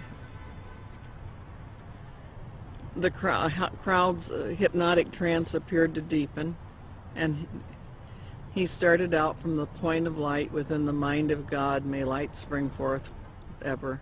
And I went nice and clear, and I'll tell you, the acoustics in that building are wonderful. I said, Our Father, who art in heaven, hallowed be thy name. Thy kingdom come, thy will be done. And I did that each and every stanza. And they got down to the last part, said, may light and love and power fulfill thee plan on earth, and may it seal the door where evil dwells. And I said nice and loud and clear, I said, may Jesus Christ return to earth and end the evil present in this room tonight. Well, the funniest thing happened, or may I say it did not happen. Benjamin 광 stood there. He waited, and he waited. He clearly was watching for something to come over him. And it didn't happen. And he finally said to the crowd, he said, that will be all.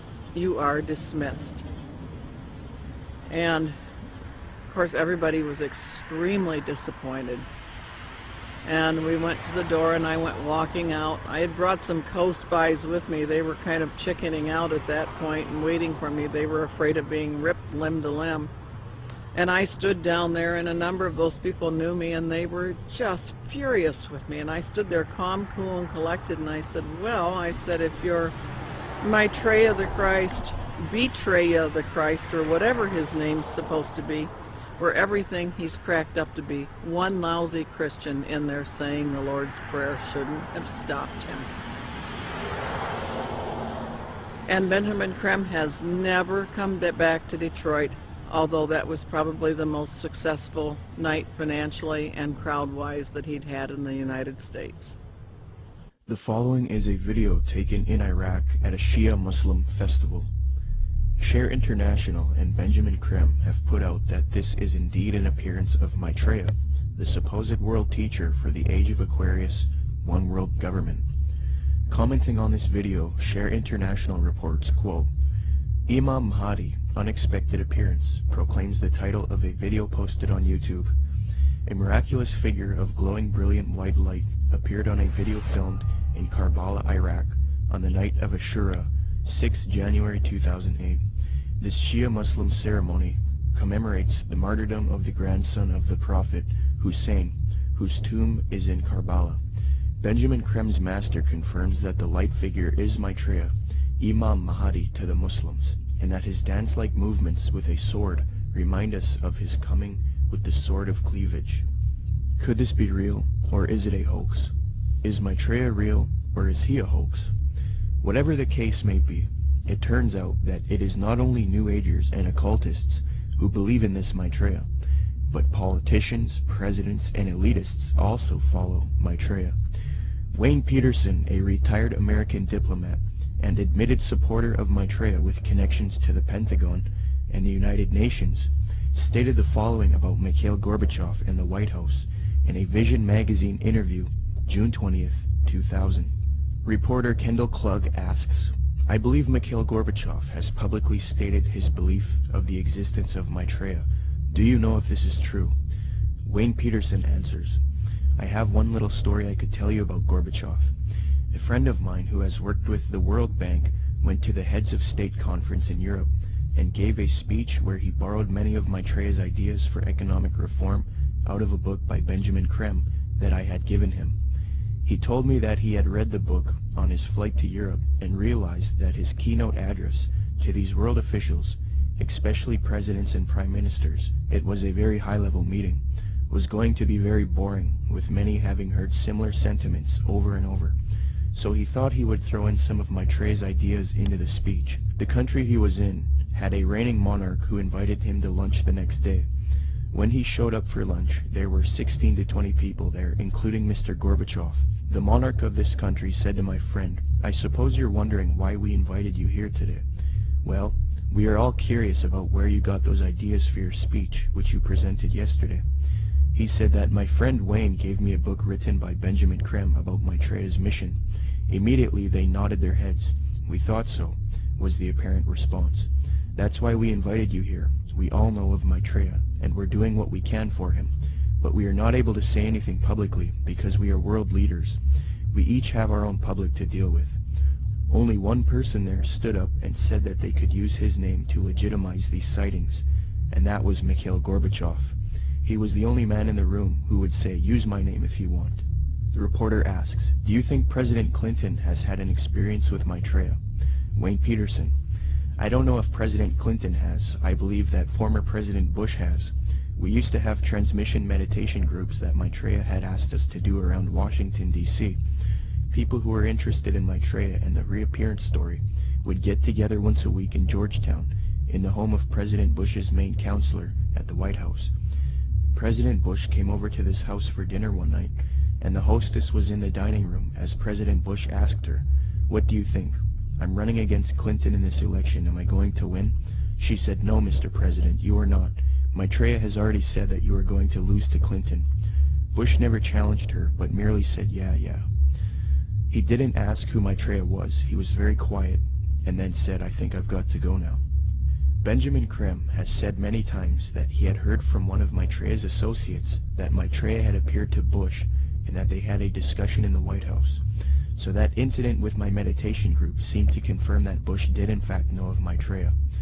I do know people in the White House have been visited by Maitreya many times, and the people I'm talking I've seen on the front page of the Washington Post standing next to the president.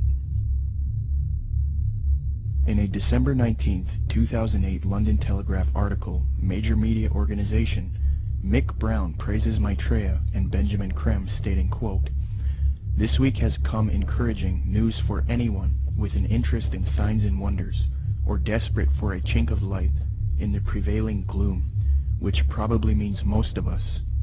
A savior is at hand."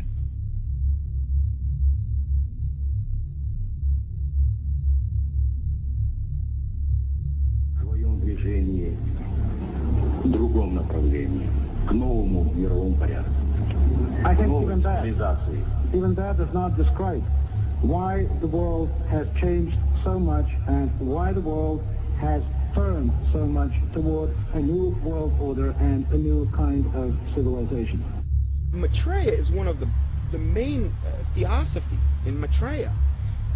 The whole UN movement, the whole Lucis Trust movement, world goodwill, they're going out of their way to try to discredit it and say, well, you know, Jesus, all he really was a disciple of Maitreya. He's still a disciple of Maitreya. Maitreya's over him, and Jesus, they believe what happened is Jesus heralded in the age of Pisces. Now what we're going to be doing is now we need to herald in the age of Aquarius. This is where the New World Order comes in, and this is what Maitreya is going to bring. So we're going to de-emphasize Jesus, and we're going to move over to Maitreya. Jesus is just a disciple of Maitreya anyway, according to them.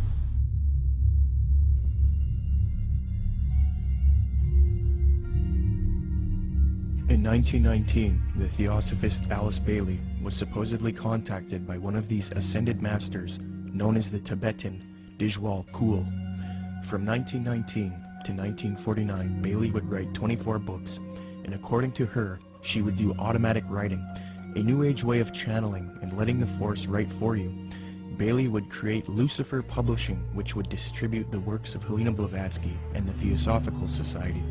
She would later change the name to Lucis Trust because Lucifer Publishing was too controversial. Lucis Trust evolved into a large New Age organization, and it is still active today. Lucis Trust is also directly associated with the United Nations. According to the United Nations International Geneva Yearbook 2009, quote, "The Lucis Trust is recognized by the United Nations as a non-governmental organization and is represented at regular briefing sessions at UN headquarters. The Lucis Trust is on the roster of the United Nations Economic and Social Council." Thus, Theosophy and the New Age are now fused into the United Nations, which gives a medium for the New Age agenda to unfold. The aim of corrupt organizations like Lucis Trust and the UN is to create a one-world government, New World Order, which is in accord with the supposed Age of Aquarius. Many high-level elitists have voiced their approval for such a system. Donald Keyes is a high-level New Age leader.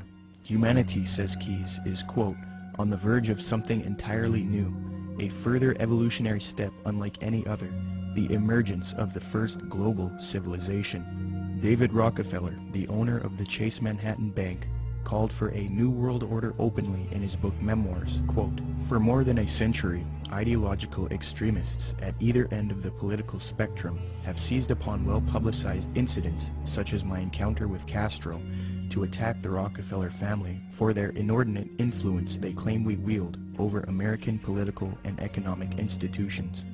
Some even believe we are part of a secret cabal working against the best interests of the United States, characterizing my family and me as internationalists, and of conspiring with others around the world to build a more integrated global political and economic structure. One world, if you will. If that's the charge, I stand guilty, and I am proud of it, unquote. American foreign policy analyst and former Deputy Secretary of State Strobe Talbot advocated globalization and world government in Time magazine, July 20th, 1992 edition. He remarks, quote, here is one optimist's reason for believing unity will prevail over disunity, integration over disintegration. In fact, I'll bet within the next 100 years, I'm giving the world time for setbacks and myself to be out of the betting game, just in case I lose this one. Nationhood as we know it will be obsolete. All states will recognize a single global authority, a phrase briefly fashionable in the mid-20th century, citizen of the world, will have assumed real meaning by the end of the 21st. All countries are basically social arrangements, accommodations to changing circumstances, no matter how permanent and even sacred they may seem at any one time. In fact, they are all artificial and temporary, unquote. Mikhail Gorbachev, previously noted, stated, quote, the threat of environmental crisis will be the international disaster key that will unlock the New World Order, unquote. Gorbachev also remarked, quote, we are moving toward a new world order, the world of communism. We shall never turn off that road, unquote. New Ager and student of Alice Bailey, Robert Mueller, former Secretary General of the United Nations, gave this frightening admission, quote, we must move as quickly as possible to a one-world government, a one-world religion, under a one-world leader, unquote. The esoteric zeitgeist movement promotes a world system, resource-based economy with absolutely no money, a technotronic society where machines play a big role. The zeitgeist movement seeks to grow out of capitalism, free markets, profit motive, and scarcity, which they believe are responsible for aberrant behavior. Many people have concluded that the zeitgeist utopian system is socialistic and communistic. For example, after watching Zeitgeist Addendum, author and political lecturer G. Edward Griffin was convinced that Zeitgeist is advocating a Marxist socialist world system. He states, quote, perhaps the biggest insult to our intelligence is the main theme of the program. It is that profits are the root of all our problems today. That being the case, we must change mankind to reject profit, and we must work together on some other basis. It is never quite clear what that basis is, but whatever it is, it will be administered and directed by an elite group, at least in the beginning. I was stunned by the fact that this is pure Marxism. Marx theorized that people had to be re-educated in labor camps if necessary, to cleanse their minds of the profit motive. He and his disciples such as Lenin and Stalin and Khrushchev said that eventually the character of man would be purged of greed, and then the state would wither away because it no longer would be needed. Sure, we saw that in the Soviet Union and China, right? Yet this Marxist nonsense is exactly what is offered in this video program. It is communism without using the name. The enemy of mankind is not profit. It is a political system of big government. Yet this program is supportive of some of the most notable big government collectivists on the planet. Marxist-Leninists may be enemies of collectivists in Washington, D.C., but they are collectivists in their own right. The communist model is no better than the Nazi model. Samuel Adams, a patriotic founding father of America, repudiated communist and socialist ideas. The utopian schemes of leveling, redistribution of wealth, and a community of goods central ownership of the means of production and distribution, are as visionary and impractical as those which vest all property in the crown. These ideas are arbitrary, choices and actions which are done not by means of any underlying principle or logic, despotic, ruling with absolute political power, and in our government unconstitutional. When one does a comparison between Zeitgeist Addendum and the communist model, it becomes clear that Zeitgeist is in fact promoting communism. N.B. Godke, in the work Encyclopedic Dictionary of Economics, defines full communism based on the ideals of Marx and Engels and others as, quote, 1. Social wealth will be distributed according to human needs, meaning things that are scarce will be distributed first to those who need them the most. Zeitgeist proposes having an abundance of resources and no scarcity, and thus the idea of distributing wealth according to human needs is rendered obsolete. On this point, they have merely updated the communist model by eliminating scarcity. 2. The state will wither away as there is no need for coercion. The state does nothing because there is no state. Because there is no state. 3. Social classes will not exist.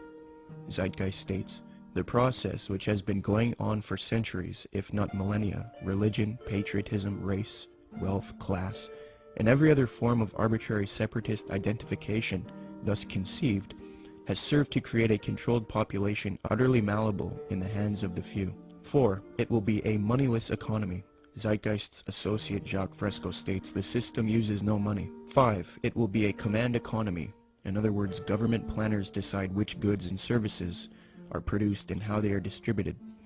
According to Zeitgeist, distribution of goods and services without the use of money or tokens would be accomplished by establishing distribution centers. These centers would be similar to expositions, where the advantages of new products are explained and demonstrated. Exhibition centers will display what is new and available and will constantly be updated. So as you can see, a side-by-side comparison between the communist model and the Zeitgeist model shows how similar the concepts are. The Marxist website entitled socialismoryourmoneyback.blogspot.com, after reviewing the Zeitgeist movement and their admissions, stated this on July 26, 2009, quote, "This, surely, is the same as what we call world socialism," unquote. So even the socialists will admit that the Zeitgeist movement is in fact world socialism. Adams Ross explains, quote, "Communism and the Marxist utopia of a moneyless society where products were distributed rather than sold and bought," unquote.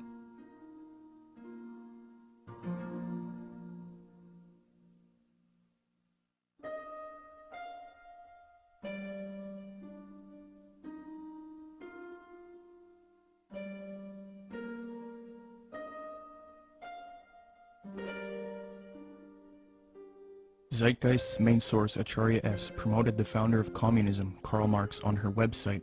It no longer looks like this, but using archive software, you can see how her website looked in the years past.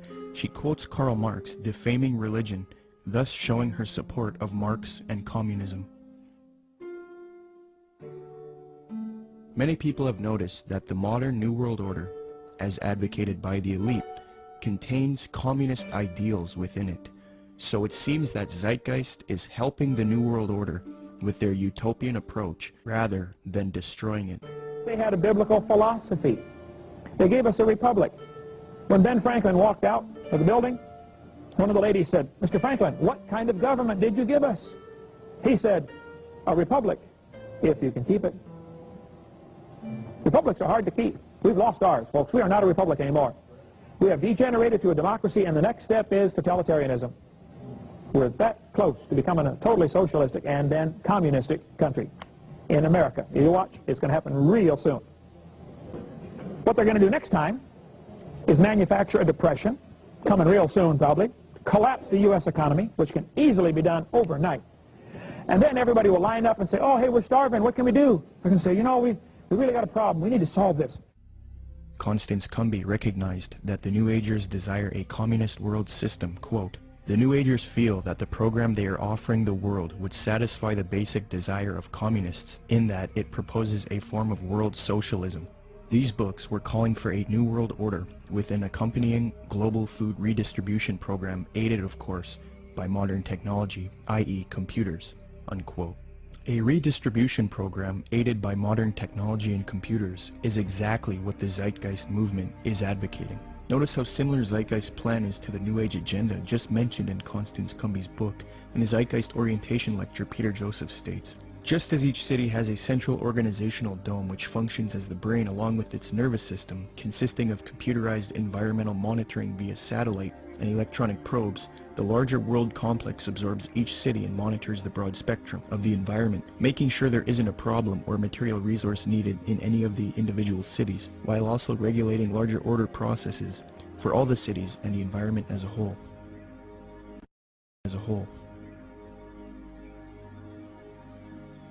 Theosophist Alice Bailey concurs, quote, "The true communist platform is sound." Thus, it is not surprising why Zeitgeist advocates a similar system, as the connection they have to Theosophy and the New Age has already been established. Zeitgeist is merely the fulfillment of the New Age agenda, yet they are not telling you that. So the Theosophists and New World Order advocates would love nothing more than for people to join the Zeitgeist movement. In fact, at 47 minutes and 25 seconds into the Zeitgeist orientation lecture, Peter Joseph cites a quotation of Karl Pearson. What is interesting is that the man that Joseph admiringly appeals to support his worldview, Karl Pearson, was a notorious eugenicist and social Darwinist who advocated war against certain races. He was a socialist and contemporary of Karl Marx. In fact, Theodore M. Porter, in his work Karl Pearson, The Scientific Life in the Statistical Age, states, quote, "Pearson's appreciation of Marx was real, especially in early 1881. In his first essay on socialism, he called Marx, quote, one of the most extraordinary characters which this century has produced," unquote. New World Order research involving lectures, radio addresses, and writing used to be conducted by people such as William Cooper, Fritz Springmeier, John Todd, Randall N. Baer, and Kent Hovind. The unifying factor in all of these people was that they were all Christians. They would expose the New World Order and its New Age Luciferian communist aims. They would promote belief in Jesus Christ and the Word of God, and tell people to resist the mystery religions of Theosophy and Freemasonry while exposing them. However, all of these men have either been murdered or framed and jailed, silenced. William Cooper was shot dead in 2001 as he was ambushed. Fritz Springmeier was framed, discredited, and jailed. Randall N. Baer had his car ran off of a mountain pass. John Todd was framed, discredited, jailed, and then murdered.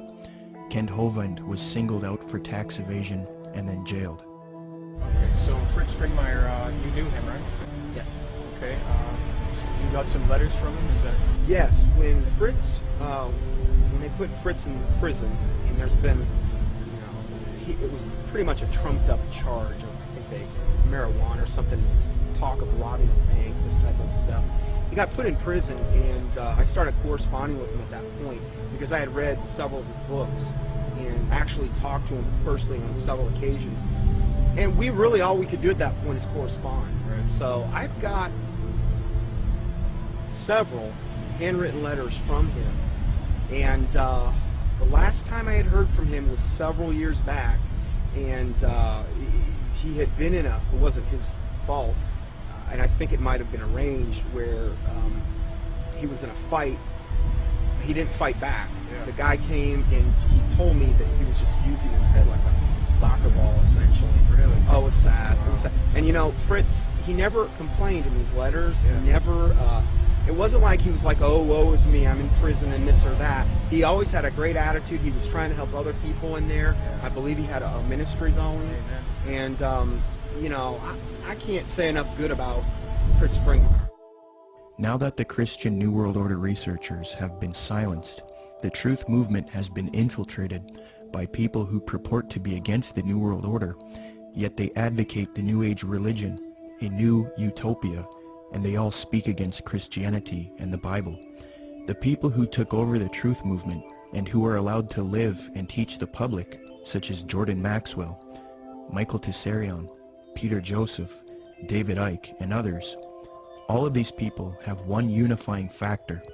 They are all strictly against Christianity, and they are all heavily associated with the New Age, Theosophy, and Freemasonry. I think Jordan Maxwell is somebody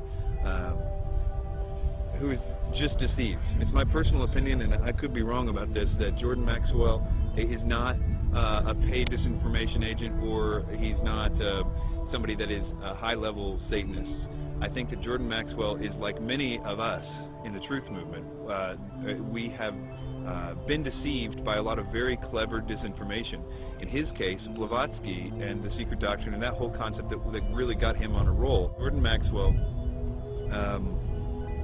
is a person who believes that the entities that he's involved with, that he had experiences with in the desert, etc., were Pleiadians. And I think that he thinks that they chose him to teach the world certain things. So in that context, it's very hard for him, or really anybody, to break free of that paradigm, because in that paradigm he gets to be this super special individual, and we all are vulnerable to that. If we have supernatural experiences where entities tell you that you are the chosen one and that you're going to do something, it's very hard not to believe them, because that's what you want. And so it's very hard, and of course, in doing so, in thinking, okay, these guys, these Pleiadians are on my side, when in actuality they're demons, they would coax him to do certain things, like he mentioned later, to go into these seances or whatever. In doing that, they can have more control over him, because they're demons and they have a system to get more control over a person.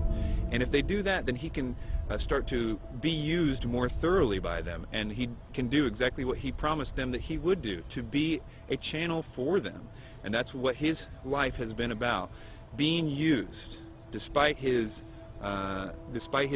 probably very good intentions. He has been a tool of the New World Order. And so my view is that Jordan Maxwell's ends up promoting the New World Order. In that particular session, he goes on to say that the New World Order, that a bad time is coming, but that time must come in order for it to be destroyed, to bring the birth of the New World Order. Out of chaos comes order. So he was saying that the old system must be destroyed to come the new system. And that is exactly what the double-headed phoenix rising out of the ashes is all about. The old system of the New World Order is what we see building up all around us. It is going to get really, really bad, but it is going to be destroyed, in a sense, because that faucet is being run by evil. We all know that the things that are happening to the world right now are being done because of evil. So if evil's causing all those things, evil can also turn that faucet off at just the right time in order to make it seem like whoever stopped it, and therefore is the savior. So that new system will seem like the utopia that Jordan Maxwell says we all need to wait for. It's interesting that he says that at that time that's when the aliens, or gods, are coming back to stop it. That's the deception. That's what the people in the have been saying of the occultists, saying that that's what the demons are going to do for a long time. It's easy to be seduced, especially in Tsarion's case, who was raised since 11 years old saying this is truth. He was raised by Rosicrucians, raised by these people by his own admission. He was doing the tarot cards at the age of 11 by his own biography. This is the example of being raised in a system, being told one thing is true and the other thing is not. It's biased is what it is, but nevertheless, I think in that reason these people deserve our sympathy. One way or the other, they are deceived. Even if they are intentionally doing it, which is possible in the case of Tsarion, and it's possible in the case of Maxwell too, I suppose. Even if they're intentionally doing it, they have to deserve our sympathy and even our prayers, because even if they're intentionally doing it, they're still deceived. But to wrap that up, Blavatsky and everything that came out of that was what 1 Timothy calls the doctrines of demons, and in the last days people will believe. The New Age and all of that was birthed by Blavatsky, and the New Age ideas will be used to bring in this new world order.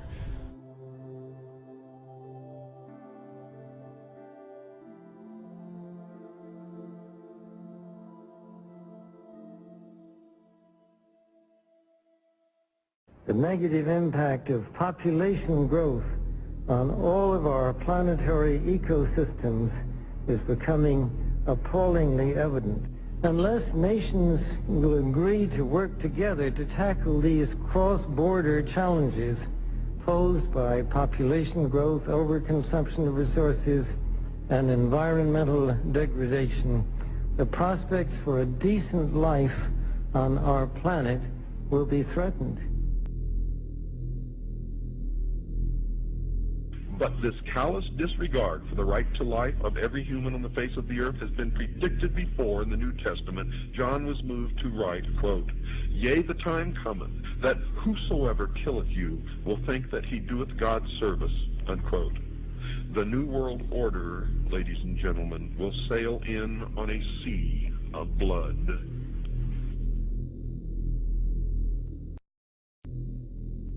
The same New Agers who call for peace, love, harmony, and world unity, when confronted with separatists, for example, fundamentalist Christians, you start to see a darker side to them.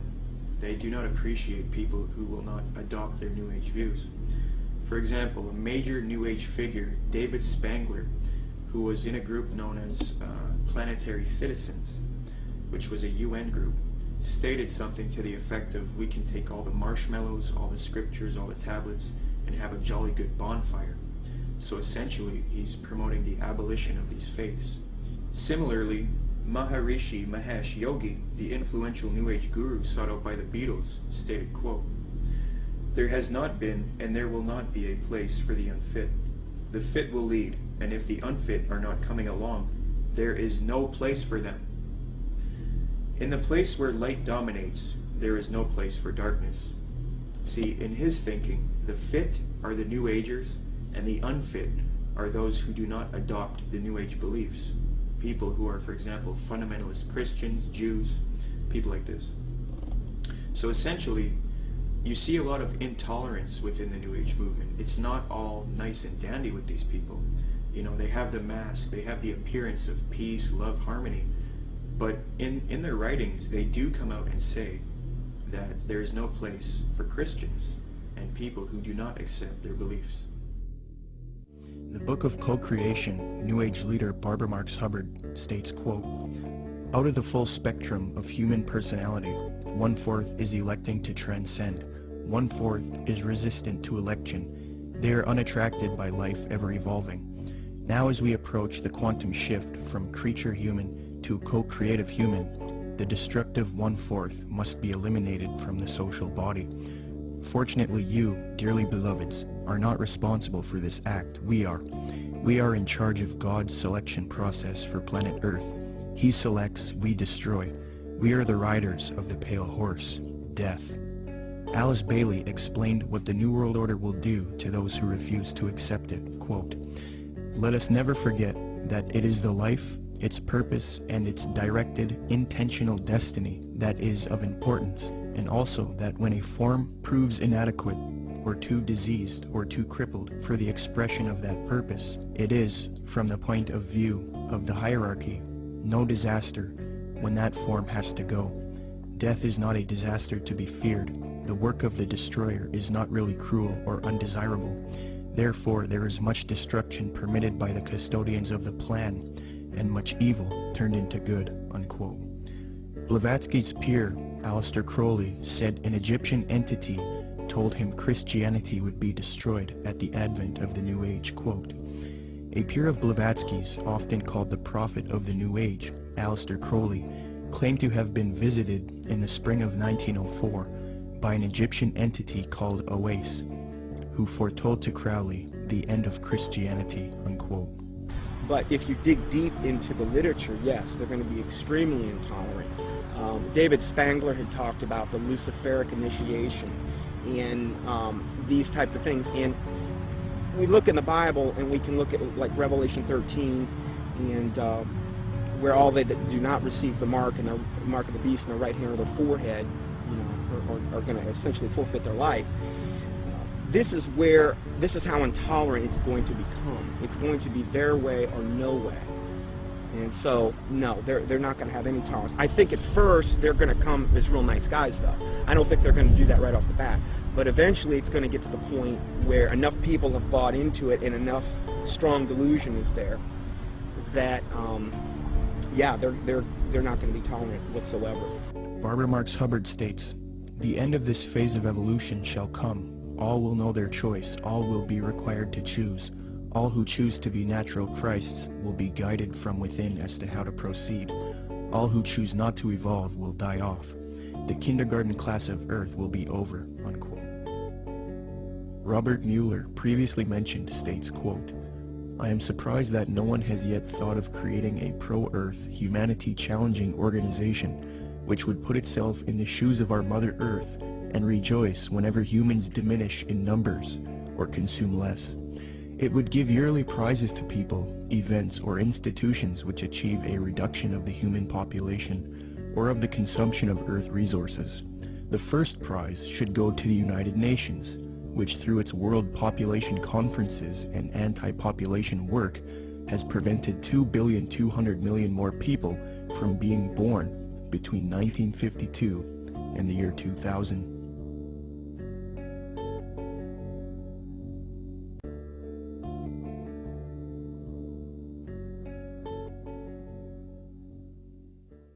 The more you look into where the 2012 ideas originated, and honestly, most of the 2012 theories are relatively new, that is, people attaching significance to the fact that the Mayan calendar ends.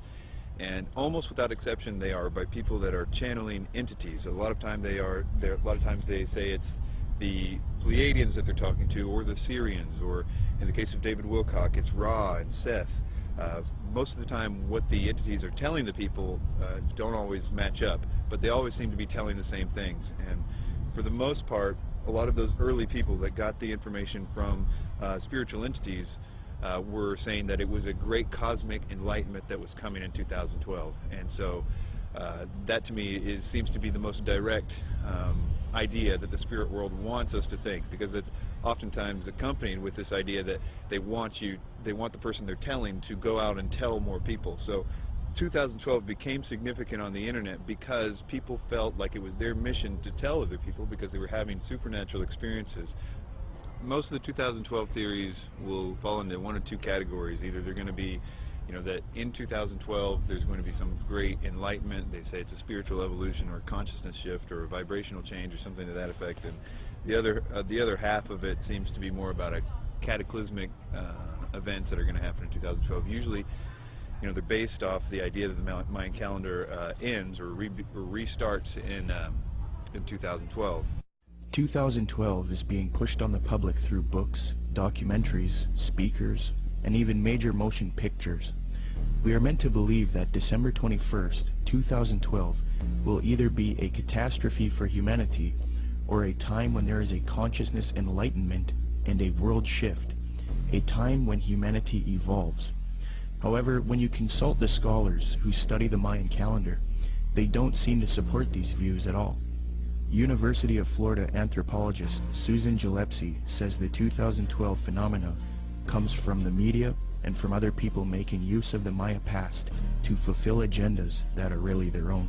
Despite the publicity generated by the 2012 date, Susan Milbrath, curator at Latin American Art and Archaeology at the Florida Museum of Natural History, stated that, quote, "We, the archaeological community, have no record or knowledge that the Maya would think the world would come to an end in 2012. I think probably the most significant reason that all of them are wrong is because what they say that is going to happen in 2012 isn't. That is, although the Mayan calendar might be ending, there is no galactic alignment, whether it be the Earth actually won't be aligning with the center of the galaxy in the sense, and that actually won't happen for another 30 million years. So, and even if it was, there's no necessarily any evidence that anything would happen, but it's really a moot point because there isn't anything happening. Secondly, there is no actual alignment of the planets. It's another thing that people are saying is going to cause the enlightenment or the catastrophes. And this goes on and on. It's the same thing with the solar flares. It's the same thing with Planet X or Nibiru, or all those things aren't happening. And it's very interesting how you actually can go point by point and find out that each one of those supposed catalysts aren't true. Sandra Noble, Executive Director of the Foundation for the Advancement of Mesoamerican Studies in Crystal River, Florida, states, "To render December 21st, 2012 as a doomsday event or a moment of cosmic shifting," she says, "is a complete fabrication and a chance for a lot of people to cash in," unquote. Many people are indeed cashing in because of the 2012 hysteria, but the reason 2012 is being pushed on the public so much is because it is in 2012 when the elite occultists and the New Age advocates plan to usher in the Age of Aquarius one-world system. ᴍᴜᴜ points out that the New Age consensus is that the Age of Aquarius one-world system will be ushered in 2012. Quote, "It is generally agreed that the actual time that we enter the Age of Aquarius will be 2012. Unquote. Could this whole 2012 concept be propaganda to get people to accept the Age of Aquarius in 2012?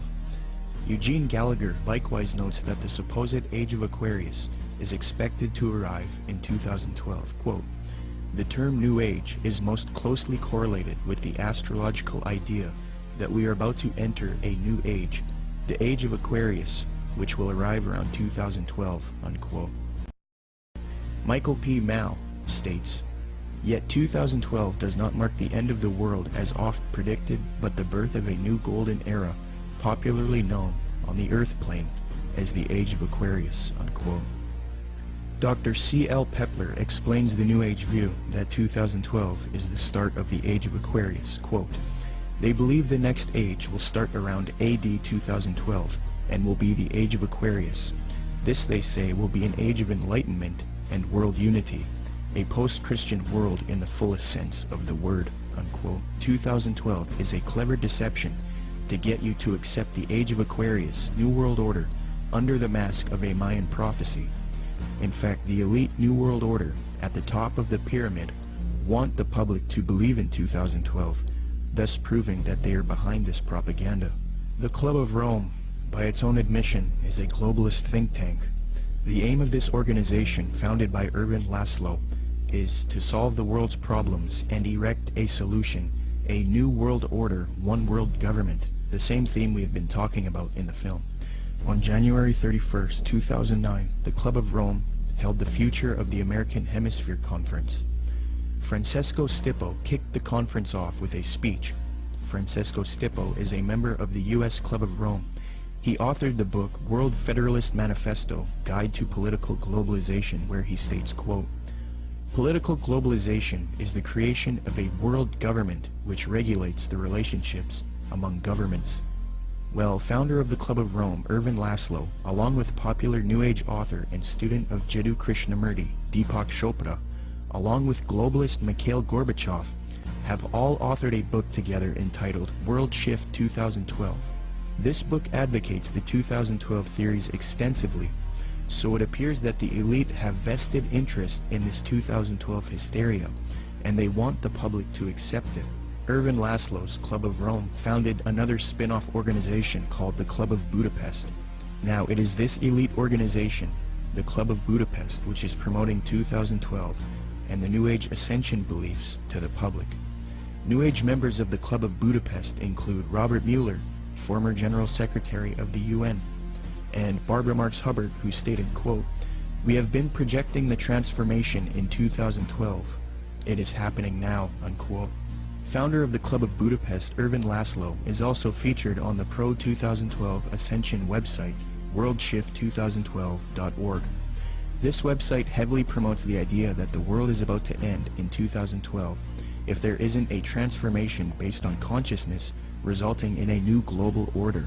Under the Partners section of the website, the State of the World Forum, which Zeitgeist is connected to, is listed on the site. This ties the New World Order to 2012 in that the 2012 hysteria is being pushed by the New World Order to the public to rally humanity together for a one-world government. Under the endorsement section of the worldshift2012.org site, Mikhail Gorbachev is also listed. Mikhail Gorbachev, the Communist New World Order advocate. Thus, it is quite clear that the global elite want people to believe in 2012 so that they can achieve their Age of Aquarius one-world system, which they now claim will emerge in 2012. It's a very clever deception that a lot of people have fallen for.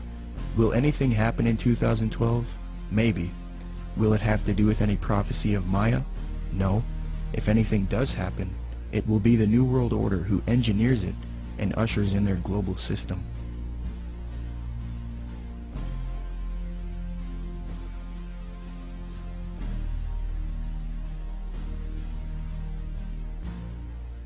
The reason the Christian anti-New World Order researchers have been silenced and replaced with New Age advocates is because the New World Order occultists and New Age advocates hate biblical Christianity.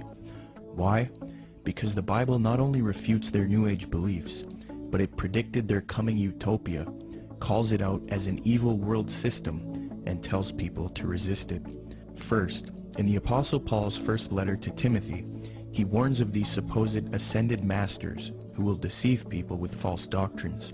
Quote, "The Spirit clearly says that in later times some will abandon the faith and follow deceiving spirits and things taught by demons. Such teachings come through hypocritical liars whose consciences have been seared as with a hot iron." Paul also predicts the New Age movement, quote, "For the time will come when men will not put up with sound doctrine. Instead, to suit their own desires, they will gather around them a great number of teachers to say what their itching ears want to hear. They will turn their ears away from the truth and turn aside to myths." New Agers will often claim that the Bible promotes their astrological beliefs. However, in the Old Testament book of Isaiah, astrology is forbidden and identified as an abomination to God. Quote, "Let now the astrologers, the stargazers, the monthly prognosticators stand up and save thee from these things that shall come upon thee. Behold, they shall be as stubble." Zeitgeist's main source, Acharya S., claims that Jesus talks about the age of Pisces in Matthew 28:20, which states, "And teaching them to obey everything I have commanded you, and surely I am with you always to the very end of the age." However, although the zodiac was around in 1st century Palestine, the age concept was not around yet, so the biblical writers could not have been referencing the astrological age. Dr. Noel Swerdlow, professor of astronomy and astrophysics at the University of Chicago, states, "Within which group of stars the vernal equinox was located was of no astrological significance at all. The modern ideas about the age of Pisces or the age of Aquarius are based upon the location of the vernal equinox in the regions of the stars of those constellations. So when this woman says that the Christian fish was a symbol of the coming age of Pisces, she is saying something that no one would have thought of in antiquity." Unquote.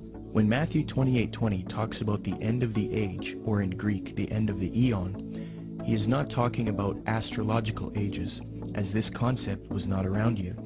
The age referred to is that of Jewish understanding. As J.P. Holding remarks, quote, "Zeitgeist is correct that when Jesus refers to the end of the eon, he doesn't mean the end of the world.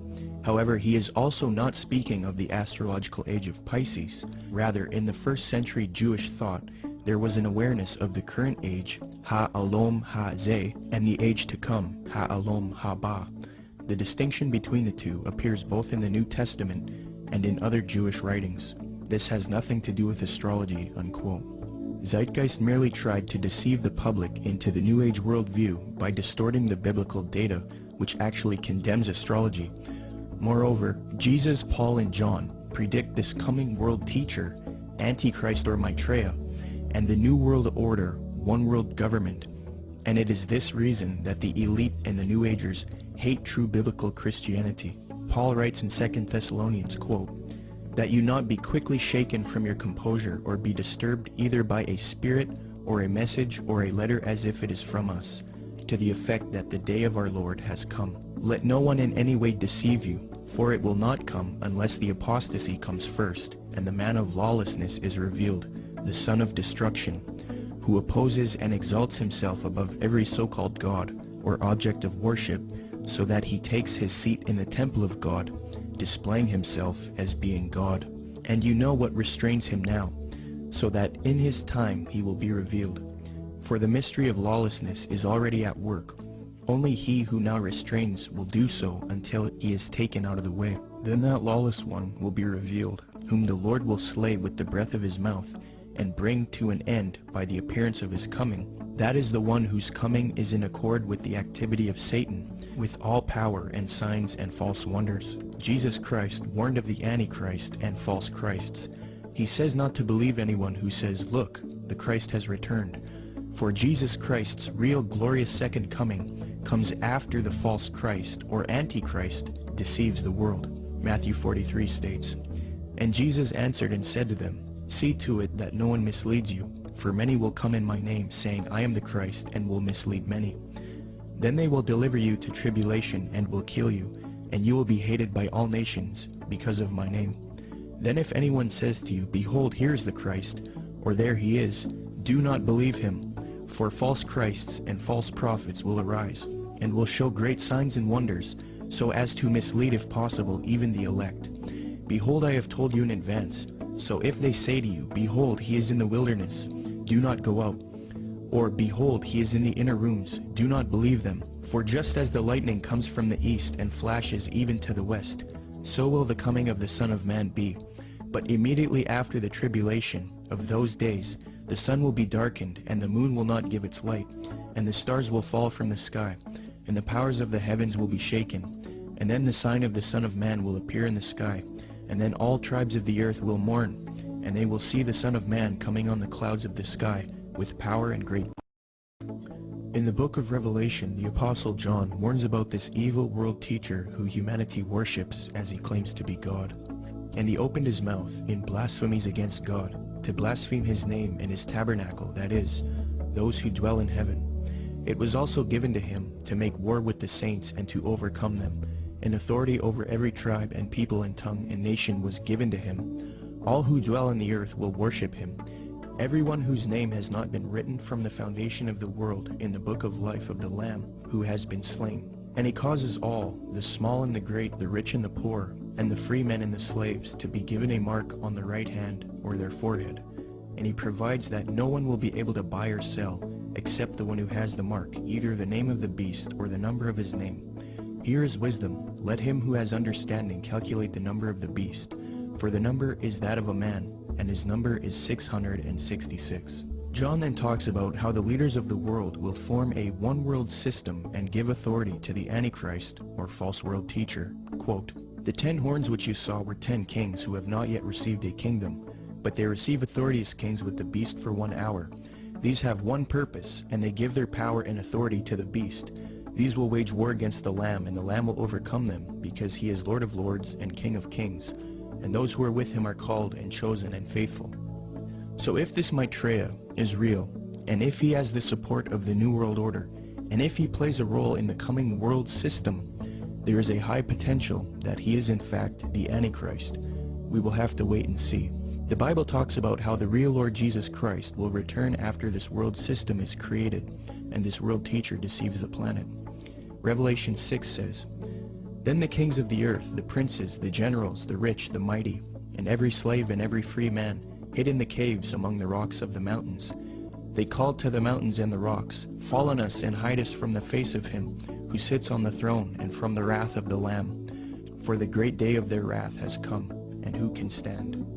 The time that it's talking about in the Bible is actually going to be a time when the world is going to be extremely happy to be in this new system. And that includes people that right now think that they know all about the New World Order and all this stuff. Those people, included with the rest of the world, are going to be happy with being in the new system. What the Bible describes as something that is almost impossible to believe, in the sense that people are going to give their worship. These are politically correct people are going to give their worship to a man. That something is going to happen to cause them to worship a man, and that is something we're not ready for. It's something that political leaders don't right now do miracles, for the most part. Right. The whole concept requires new input. Something different has to happen. And I think that when you look at what the New Age is saying, what they say is going to happen, what every movie is talking about right now, this idea that there is a new rebirth coming, a New Age is going to be supernatural, that the aliens are going to come back, and all these concepts that if it really happened, we would be, many things would happen, not the least of which would be that we would, as a world, start to be believing in some new sort of doctrine, namely that God doesn't exist, but that we are gods ourselves. And the way that would function is that, well, here are aliens, and they were just like us at one time, and we're going to evolve like them and be more like them. That inherent in that is the idea that we are also gods. The message that the New Age elite don't want you to know is that there is one God, And 2,000 years ago, he entered into creation as Jesus Christ, lived a perfect sinless life, and willingly died on the cross to pay for our sin. And if we accept Jesus Christ into our heart as Lord and repent of our sin, then we are spiritually saved forever. It is this message that the New Agers hate and want to stamp out. But if you realize that the New Age and the New World Order doctrine is a lie and an abomination, and if you want true salvation and the power to stand with Christ against this coming system, say this prayer with me and become a true child of God. Lord Jesus Christ, I ask you to come into my heart as Lord. I accept what you did for me on the cross, dying for my sin. I repent of my sin and I wish to live a life for you, following your teachings found in the New Testament. Please forgive me of my wicked ways and transform me into a child of God. I pray in Jesus' mighty name, amen. Come, Lord Jesus.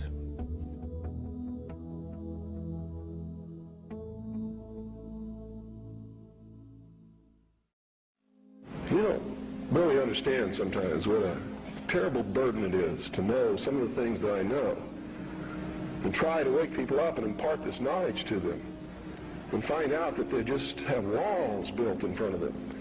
They want to be slaves. But we're making some chinks in those walls.